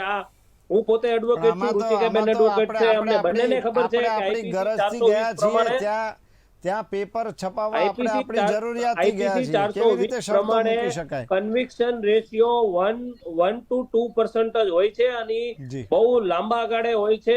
અને જે કઈ આ બધા જે સંડોવણીકારો હોય છે એ સરકારના સપોર્ટથી જ આ બધું થતું હોય છે, સરકારના અધિકારીઓ તો સરકારના પોલિટિશિયનના સપોર્ટથી. એટલે ફરિયાદીમાં મૂળ સરકાર હોય છે. હવે મૂળ સરકાર ફરિયાદીમાં હોય છે એટલે સરકારના લોકો ઇન્વોલ્વ હોય છે. એ એડમિનિસ્ટ્રેશન હોય, ડિપાર્ટમેન્ટ હોય કે પોલિટિક્સ ડિપાર્ટમેન્ટ હોય, તો થાય છે એવું કે પછી આ સમય જતા એ કેસને થોડો વીક કરી નાખવામાં આવે છે અને તમે બધા ભૂલી જાઓ છો, આપણે બધા ભૂલી જઈએ છીએ, વિદ્યાર્થીઓ ભૂલી જાય છે, પછી કેસનું ઓટોમેટિકલી બારોબાર વહીવટ થઈ જાય છે ને એ બધા લોકો છૂટી જાય છે. હવે આમાં એવું છે, બિલકુલ આમાં એવું છે કે અમે અમારે લીગલ ટીમ સાથે આજે ચર્ચા નથી થઈ, પણ કાલ સવારે અમારી ઝૂમ મીટિંગ છે, તો અમે ચર્ચા કરવાના છીએ કે ભાઈ આમાં પબ્લિક કેવી રીતે ફરિયાદી બની શકે, વિદ્યાર્થીઓ કેવી રીતે ફરિયાદી બની શકે. હવે ડાયરેક્ટ રુચિકાજીને પણ પૂછીશું. આપણી સાથે લીગલની વાત છે, આપણી સાથે થાય છે તો એને બિલકુલ છાવરવામાં આવે છે. એની આપણે અત્યારે રુચિકાજી પાસે પણ ચર્ચા કરીશું, પરંતુ રુઝાનજી પાસે આવી છે પહેલા કે અત્યારની સરકાર સિવાયની આ બે સરકારો હોત તો બહુ જ પારદર્શી વહીવટ થઈ જાત. તમે ત્યારે આંગળી જે ઊંચી કરતા હતા, હવે એ કયો મુદ્દો છે કે આપ શું કહેવા માંગતા હતા? સૌથી પહેલા તો બહુ ઓનેસ્ટલી કહું છું કે જે નિકુલ આપણા કોંગ્રેસના નેતાએ કહ્યું, સાહેબ એમના બી એમાં મોટા મોટા ગાબડાઓ છે. કદાચ સુધરવાની વાત કરતા તેમાં મારે કઈ બોલવું નથી, એમાં હું પોઝિટિવ લઉં છું. પણ રાજસ્થાનમાં થયું એટલે મને થયું કે ભાઈ રાજસ્થાનમાં હાલ જ થયું છે, એવું બી નથી કે 5 વર્ષ પહેલા થયું યા ક્યાંક 5 વર્ષ પહેલા થયું, રાજસ્થાનમાં હાલ થયું. એટલે એ પોઈન્ટ હતો. આપના સાહેબે જે કહ્યું ભરોસો એટલે થોડા માટે બેસી રહ્યો છે, કારણ કે એમને થોડા કામ એવા કર્યા છે જે દેખાય છે કે ના એટલે થોડું ફેર કામ દેખાઈ રહ્યું છે કે ભાઈ ફેર કામ કરવાની કોશિશ થઈ રહી છે અને તો નાના ડગલા લઈ રહ્યા છે, એટલે એ હોપ લાગે છે. પણ આપણે બેઝિક્સ વાત કરીએ કે જે કોઈ બી સરકાર હોય, અલ્ટિમેટલી અગર એ લોકોનું વિલ હોય ને, વિલ કરવાની ઈચ્છા હોય, અંદરથી ચાહત હોય, તો કોઈ બી સરકાર કરી શકે છે. એવું નથી કે આ સરકાર કરી શકે ને પેલી સરકાર ના કરી શકે, પણ એ વિલ કેમ નથી એ પોઈન્ટ હતો. અત્યારે જે ડિસ્કસ કર્યું ને કે એ લોકોને અત્યારે શું પેલું 156 આવી ગયું, પેલું શું કહેવાય, આપણે એ લોકોને ખબર છે કે લોકો પાસે કોઈ ચોઈસ નથી, કારણ કે કઈ બી હશે તો ધર્મ ખતરામાં અને દેશ ખતરામાં આવી જશે, એટલે પાછા લોકો પાસે કોઈ ચોઈસ નહીં રહેશે. પોઈન્ટ અત્યારે એ થાય છે, કારણ કે એક્ઝામ્પલ આપવા માંગુ છું કે અત્યારે હવે હૈદરાબાદની કોઈ કંપની પર ઢોળ્યું છે એ લોકોએ માથે ટોપલો, પણ સાહેબ મને એ સમજ નથી પડતી, કારણ કે હું તો બિઝનેસમાં છું, મારો તો ઇન્ફોર્મેશન ટેકનોલોજીનો બિઝનેસ છે. તો અમારા બિઝનેસમાં સર અમે કોઈ માણસને લઈએ ને આઈટી ના જોબમાં, તો અમે એનું વેરિફિકેશન બેકગ્રાઉન્ડ ચેક કરાવીએ, બરોબર છે? તો મને એ ખબર ના પડી કે પ્રિન્ટિંગ પ્રેસમાં આવું હાઈલી સિક્રેટ કામ ચાલતા હોય ત્યાં તમે બેકગ્રાઉન્ડ ચેક કેમ ના કરાવી શકો? કારણ કે એવી સ્ટોરી આવે છે કે ત્યાંના કોઈ માણસે પેપર ચોરી કર્યું. અરે તો ભાઈ ત્યાંના માણસે પેપર ચોરી કર્યું તો આમ જ ચાલતું હતું, તો તમે એનો બેકગ્રાઉન્ડ ચેક કેમ નથી લેતા? આમ તો ઘડી બધી ચીજમાં બેકગ્રાઉન્ડ ચેક થાય છે. અગર આપણે વિશ્વ ગુરુ બનવાની વાત કરતા હોઈએ, અગર આપણે સાહેબ મોટી વાત કરતા હોઈએ કે ભાઈ યુક્રેનનું યુદ્ધ વેટ સ્ટોપ કરાવી દીધું અને લોકોને અમે પાછા લાયા, તો સાહેબ તમે પેપર લીક તો સ્ટોપ નથી કરી શકતા અને બીજી મોટી વાતો કરો છો. મને આ દુઃખ થાય છે સાહેબ કે ઘરના છોકરા ઘંટી ચાટે ને બહારવાળા આટા ખાય, આ મને દુઃખ થાય છે. બીજો ઇમ્પોર્ટન્ટ પોઈન્ટ કહી દો સાહેબ કે આજની તારીખમાં તમે કહો છો કે ગુજરાત, તમે થોડું લો પોઈન્ટ ઓફ વ્યૂથી આની વાત કરો છો એટલે કહી દઉં બધાને, કદાચ ખ્યાલ નહીં હોય, ભલે એ લોકો લોયર છે પણ થોડો ખ્યાલ ઓછો રાખતા હોય, તો ગુજરાત લો કમિશને ડિસેમ્બરમાં 2022 ડિસેમ્બરમાં સરકારને ભલામણ મૂકી છે, ઓન રેકોર્ડ છે કે ગુજરાત એડમિનિસ્ટ્રેટિવ ડિપાર્ટમેન્ટને ભલામણ મુકાઈ કે તમે લોકો લો ઘડો, પેપર લીક થાય છે એનો લો બનાવો. આજે સાહેબે કીધું ને પ્રણવભાઈએ, એ તો ગુજરાત લો કમિશને ક્યાંનું મૂકી દીધું છે કે આને સ્ટ્રોંગ લો બનાવો. આમ તો આપણે પેલી બુલડોઝર પર વાહ કરે છે, વાહ બુલડોઝર ચડ્યું, તો એવો કઈ તમે સ્ટ્રોંગ કરો, ભલે પછી સુપ્રીમ કોર્ટ અલગ કે છે, એમાં નથી પડવું ફરી મારે, પણ તમે એવો સ્ટ્રોંગ લો કરો. પણ એ કરવા કેમ નથી માંગતા? કારણ કે જે પેલા મોટા માથા પછી નાના માથા પકડીને ના લાવતા, પહેલાથી કહી દઉં તમને, કારણ કે બિચારા પેલા નાના પ્યુન જેવા લોકોને લઈ આવે, જાણે કે મેં કે પ્રિન્ટિંગ પ્રેસમાં માણસે ચોરી કરી, આમ જ પ્રિન્ટિંગ પ્રેસમાં માણસે ચોરી કરી દીધું. નાના માણસે સાહેબ એટલી તો એની પોસ્ટ હોય છે કે ચોરી કરીને જાય છે ક્યાં? કોઈક તો આખી એ હોવી જોઈએ ને કે ચલો હું પ્રિન્ટિંગ પ્રેસમાં કામ કરું છું, મેં ચોરી કર્યું, પણ હું જઉં ક્યાં લઈને? હું કરું છું ચોરી કરીને. એટલે મારી આખી ઉપર સુધીની ચેનલ હોય, અને જ્યાં સુધી મારી રુઝાનની તાકાત નથી, કારણ કે હું તો નાની નોકરી કરું છું, પણ જયારે ઉપરથી હાથ ફેરવે કે હા રુઝાન તું ચોરી કર, હું તારી સાથે જોડે છું ને હું જ કમાઈ આપીશ, ત્યાં રુઝાન તાકાત કરે કે હા હવે રુઝાન કરશે. એટલે પોઈન્ટ અત્યારે એ થઈ રહ્યો છે સર કે એટલે યાદ રાખજો, આપણે આ ક્યારના બધા એટીએસ 10 લોકોને પકડ્યા અને 15 લોકોને પકડ્યા, બહુ સારું સાહેબ, વેરી ગુડ, પકડ્યા, હંમેશા પકડો છો. હજી તો મને પેલો ડાયલોગ સમજવાનો છે, ચપરબંધી કો નહીં છોડેંગે, ચપરબંધી કો નહીં છોડેંગે, ડાયલોગ હજી આવ્યો નથી. પણ પોઈન્ટ અત્યારે એ છે સાહેબ કે તમે આ 10 લોકોને પકડ્યા, કોઈ મોટું માથું આવ્યું હજી સાથમાં નથી આવ્યું, પહેલા બી નથી આવ્યું, નહોતું આવ્યું. આટલા ગુજરાતમાં મારા ખ્યાલે છેલ્લા 4-6 વર્ષમાં રુઝાનબેન નહોતું આવ્યું એવું નથી, આશિત વોરાના પુરાવા સાથે આપ્યા હતા છતાં પણ પકડ્યા નથી. નહોતું આવ્યું એવું નથી, પકડવા નથી એમ. જી એટલે કમિંગ બેક ટુ 12 થી 16 પેપરો લીક થાય ગુજરાતમાં, અને તો બી આટલા વર્ષોમાં, અને તો બી તમે લોકો હજી બી બતાવો કે ભાઈ અમે નથી પકડી શકતા, તો સાહેબ મને તો ખબર નથી પડી રહી કે આપણે ગુજરાત બિલકુલ. ગવર્મેન્ટ તમે જે અને લો આપણી પેલી કમિશન double વાળી engine વાત સરકાર કરી, શું રુઝાનજી, તમે જે લો કમિશન જી. વાળી વાત કરી, ગુજરાત લો કમિશન, જી જી જી, સ્ટેટ તો લો એમાં કમિશન, જો સ્ટેટ લો ગુજરાત સ્ટેટ લો કમિશન, કમિશન. રુચિકાજી પાસે હું આવીશ. આપણી સાથે એડવોકેટ જોડાઈ જ ગયા છે. રુચિકાજી, શું કહેશો તમે આના વિશે? જી, હવે જે ભાઈએ કીધું એ હું એની સાથે સહેમત છું કે આપણે જે છે કન્વિક્શન રેટ કન્ટ્રીમાં આપણો શું બોલે છે? ની જરૂર છે. એક્વિટલ જે છે એ પહેલા હું ભાઈનો રિપ્લાય આપી દઉં, પછી તમારો બિલકુલ બિલકુલ, રિપ્લાય. બરાબરથી. કોઈ વાંધો નહીં, રુચિકાજી બોલો બોલો. જી, એટલે કન્વિક્શન રેટ જે છે આપણા ભાઈએ જે કીધું કે કન્વિક્શન રેટ વધારવાની જરૂર છે, એ વાત સાચી છે એમની. કેમ કે એક્વિટલ વધારે થઈ જતા હોય છે. એક્વિટલ શું કામ વધારે થતા હોય છે? કેમ કે એવિડન્સ બહુ સ્ટ્રોંગ આવે છે સામે, એટલે એક્વિટલ વધારે થાય છે. હવે કન્વિક્શન રેટ વધારવાની જે વાત છે, આપણા ઓનરેબલ યુનિયન મિનિસ્ટર જે અમિત શાહજી છે, એમને જ જે છે ગઈકાલે કર્ણાટકામાં જે ફોરેન્સિક યુનિવર્સિટીનું સ્થાપના થઈ, એમાં એમણે એના ઉપર જ એકદમ જે છે ભાર આપ્યો હતો કે આપણો કન્વિક્શન રેટ જે છે એ વધારવાની જરૂર છે. જે ફોરેન્સિક સાયન્સ યુનિવર્સિટીનો જ્યારે સ્થાપના થઈ ગઈકાલે, ત્યારે એ આજના ટાઈમ્સમાં જે છે ફ્રન્ટ પેજ ઉપર છે. એટલે કન્વિક્શન રેટ વધારવાની જે આમણે ભાઈએ વાત કરી, એ ખરેખર જે છે ખૂબ જ જરૂરી છે. હવે આપણે જે વાત કરીએ કે આ જે પેપર લીક થાય છે, હવે પેપર લીક થાય છે તો એના માટે જે છે કડક કાર્યવાહી, હવે તમે જે પેપર સેટર હોય છે અથવા તો જે આ પેપરની દેખરેખ કરવામાં આવે છે, ત્યાંથી જે છે અમુક જે કોમ્યુનિકેશન જેનાથી થતું હોય, ધારો કે મોબાઈલ છે અથવા તો ઈમેલ છે, એવા બધાથી એ લોકોને રિસ્ટ્રિક્ટ કરી દો, જેથી કરીને જે પેપર લીક થવાના, કેમ કે 8 થી 10 વર્ષમાં ઘણા બધા પેપર લીક થયા છે આ રીતે, તો એ બધું જે છે એ ધ્યાનમાં રાખવું પડશે. સાથે સાથે જે ગુજરાત સ્ટેટ લો કમિશનની વાત આવી, તો એની જે ગવર્મેન્ટ ઓફિસ છે એ અમદાવાદમાં છે, અને એમાં જે છે એ રિટાયર્ડ જજીસ હોય છે એઝ અ પ્રેસિડેન્ટ, અને એ બધો જે છે એ દેખરેખ કરીને બધો નિર્ણય લેતા હોય છે. તો ઘણા બધા જે છે પાસાઓ છે કાયદામાં, નથી એવું નથી, પણ એને અમલવારી થાય છે, પણ કયા હદ સુધી? જ્યારે ક્યાંય એવું કોઈ બેકગ્રાઉન્ડ ના આવે કે કઈ લાગવક ના આવે, આ બધી વસ્તુ જે છે એ જ્યારે આજે આટલા બાળકોને જે અન્યાય થયો છે, તો આ બધી વસ્તુ ખાસ જોવી જોઈએ. જી બિલકુલ બિલકુલ. રુચિકાજી, હું આવીશ નિકુલભાઈ પાસે. નિકુલ સાહેબ, મેં અગાઉ પણ પૂછ્યું, હજી પણ એક વસ્તુ કે યુનિવર્સિટી વિવેકભાઈ, મને છે ને હું પોતે એડવોકેટ છું, એટલે રુચિકાબેન નો ખાલી એક નાનો એવો જવાબ આપી દઉં. બિલકુલ. નોર્મલી છે ને જ્યુડિશરીના 3 પાર્ટ છે. એક છે પ્રોસિક્યુશન, ઇન્વેસ્ટિગેશન, પ્રોસિક્યુશન અને જસ્ટિસ ડિલિવર. મને એવું લાગે છે એડવોકેટ બધા જ એડવોકેટ પોતાનું સારી રીતે કામ કરી રહ્યા છે, જજીસ બહુ સારી રીતે કામ કરી રહ્યા છે. વીક છે ને એ ઇન્વેસ્ટિગેશન અને પ્રોસિક્યુશન પડે છે, અને એ સરકારના હાથમાં છે. હવે તમે જેમાં સરકારના અધિકારીઓ છે, સરકારના પોલિટિશિયનો જેમાં ઇન્વોલ્વ હોય, તો પછી ઇન્વેસ્ટિગેશન ઉપર અસર પડે છે, પ્રોસિક્યુશન ઉપર અસર પડે છે. તો તમે કેવી રીતે એક્સપેક્ટેશન રાખી શકો કે કન્વિક્શન રેશિયો વધશે? બરાબર. બીજું કે અમિતભાઈ સાહેબ બહુ સારી વાત કરી છે. મને તો નરેન્દ્ર મોદી સાહેબની એ વાત બહુ ગમે છે, ભૂપેન્દ્રભાઈ પટેલની એ. જી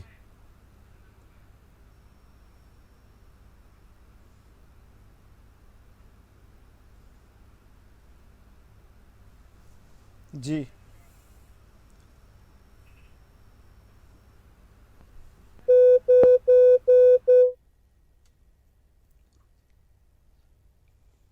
રુચિકાજી, મારો અવાજ સંભળાય છે?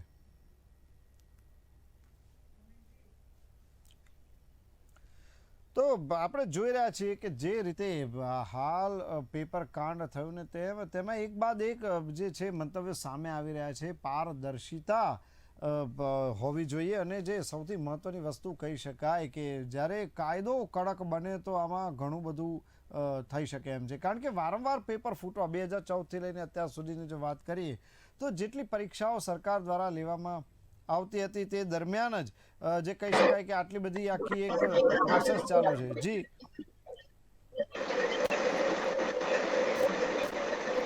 रुझानजी आप જી જી શું પૂછ્યું સર સોરી જી બિલકુલ હમણાં કનેક્શન થોડું કપાઈ ગયું હતું અત્યારે જે વાત કરી રહ્યા હતા મારે પણ એ જ કે ખરેખર આમાં જી. પારદર્શિતા કોઈ પણ પરીક્ષામાં કઈ રીતે લાવી શકાય?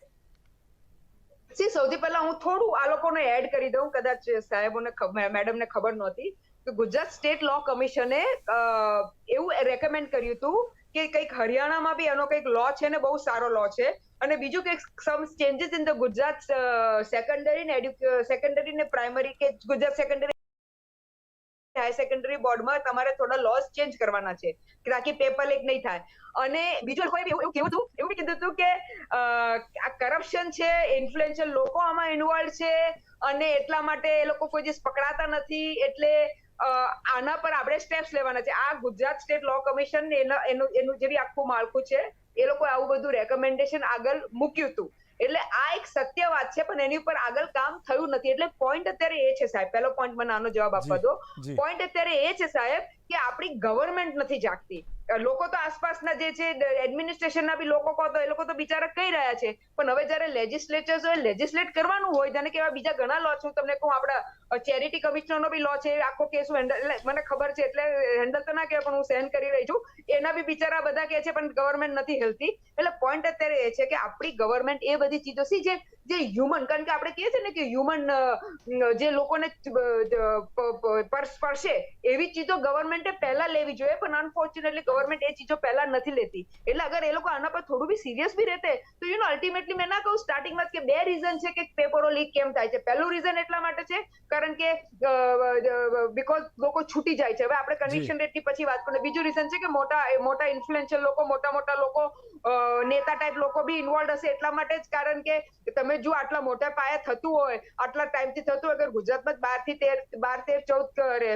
12 પેપર્સ લીક થતા હોય તો તમે સમજી શકો છો કે કંઈક તો હશે. ના તો ચપ્પરબંધી ના છોડેંગે એવું બને નહીં, ચપ્પરબંધી છૂટી જાય છે. પણ એટલે પોઈન્ટ અત્યારે એ છે. બીજો આમનો ઇમ્પોર્ટન્ટ પોઈન્ટ સાહેબ એ થઈ રહ્યો છે, કમિંગ બેક ટુ થોડું યુથ પર બી લઈ લઈશ પાછું, કારણ કે આ ઇમ્પોર્ટન્ટ છે, મારી બહેનો માટે ઇમ્પોર્ટન્ટ છે સાહેબ. કે ઘણી વાર શું થાય છે, બહેનો ઘરમાં લડી ઝઘડી કે મારે એક્ઝામ આપી છું, એક્ઝામ આપીશ, આમ થઈશ તેમ થઈશ, એકવાર એના મમ્મી પપ્પા અલાવ બી કરી દે છે. પણ હવે આવી રીતે સાહેબ પેપર લીક થશે તો મારી બિચારી દીકરીઓને બહેનોને કોણ પપ્પા મમ્મી કહેશે કે જો આમાં તો કોઈ તારું થયું નહીં, કશું થશે જ નહીં, આ તો આમ તેમ ઢેકણું પૂછું, અને મારી બહેનનું બિચારીનું કેરિયર બનતા પહેલા બરબાદ થઈ જશે. એને પરણાવી દેશે કે બસ હવે પતી ગયો, હવે તારા મનનું તે મેં તને કરવા દીધું, હું હવે અમે તારે મારા મનનું કરવાનું, અને આ બધું. એટલે તમે સમજો આ બધી નાની ચીજો છે સાહેબ.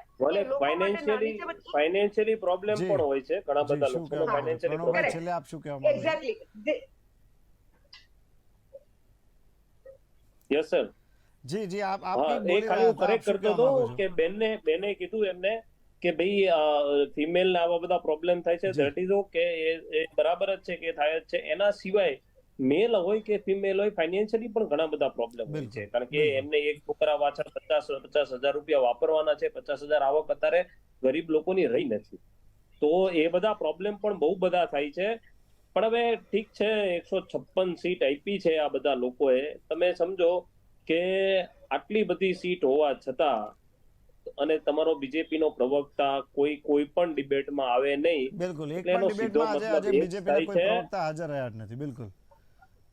હા, તો એનો સીધો મતલબ એ જ થાય છે કે અમે તો આ જ કરશું, આવી રીતે જ કરશું, તમારાથી થાય એ કરી લો, ઇલેક્શન આવશે એટલે પાછા અમે અમારો ડર બતાવી દેશું અને પાછા તમે અમને ચૂંટીને મોકલશો અને પછી અમારું કામ તો આ જ રહેશે. બિલકુલ બિલકુલ. બરાબર. હવે બે ટાઈપના લોકો હોય છે. એક વિદ્યાર્થી હોય છે કે જે ખરેખર વિદ્યાર્થી હોય છે, બૂમ બરાડા પાડતા હોય છે, આંદોલન કરતા હોય છે, આ બધું કરતા હોય છે. બીજા ઘણા બધા લોકો એવા હોય છે કે સરકારી નોકરીમાં તો શું આવે, સરકારી નોકરીમાં તમારે શું કામ છે, પ્રાઇવેટમાં નોકરી તો મળે છે, અહીંયા કરો. હવે પ્રાઇવેટમાં લોકોનું શોષણ થાય છે. એ ન હોય તો કઈ નહીં, જે ભજીયા વેચો, ભજીયા તળો.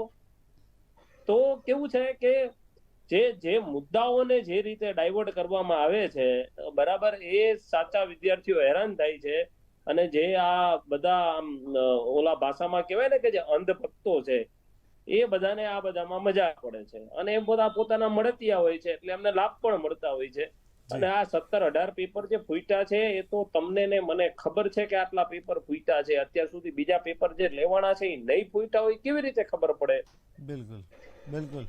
એટલે ઘણા બધા પ્રશ્નો છે, પણ જેને પ્રશ્નોના જવાબ આપવાના છે એ વ્યક્તિ જ હાજર હાજર નથી. નથી. બિલકુલ તો આપણે આપણે બધા આપણી આ debate વાત કરીએ, સાથે એનો સંમત છીએ, કારણ મતલબ કે જ્યારે પણ અમે સંપર્ક કર્યો ત્યારે સ્પષ્ટપણે ના તમારી પાડી એક ચેનલ દેવામાં આવી નહીં હતી. સાહેબ, જી. તમારી એક ચેનલ નહીં, કોઈ પણ ચેનલ, બિલકુલ દરેક જગ્યાએ ઇવન આ આજ વાત તક વાળાએ સાંભળવા મળી છે. કોન્ટેક્ટ કર્યો તો લોકલ ગુજરાતની મીડિયા ટીમનો, એમને પણ જવાબ નથી આપ્યો, પછી નેશનલ લેવલ થી જવાબ લીધો એમને. બિલકુલ.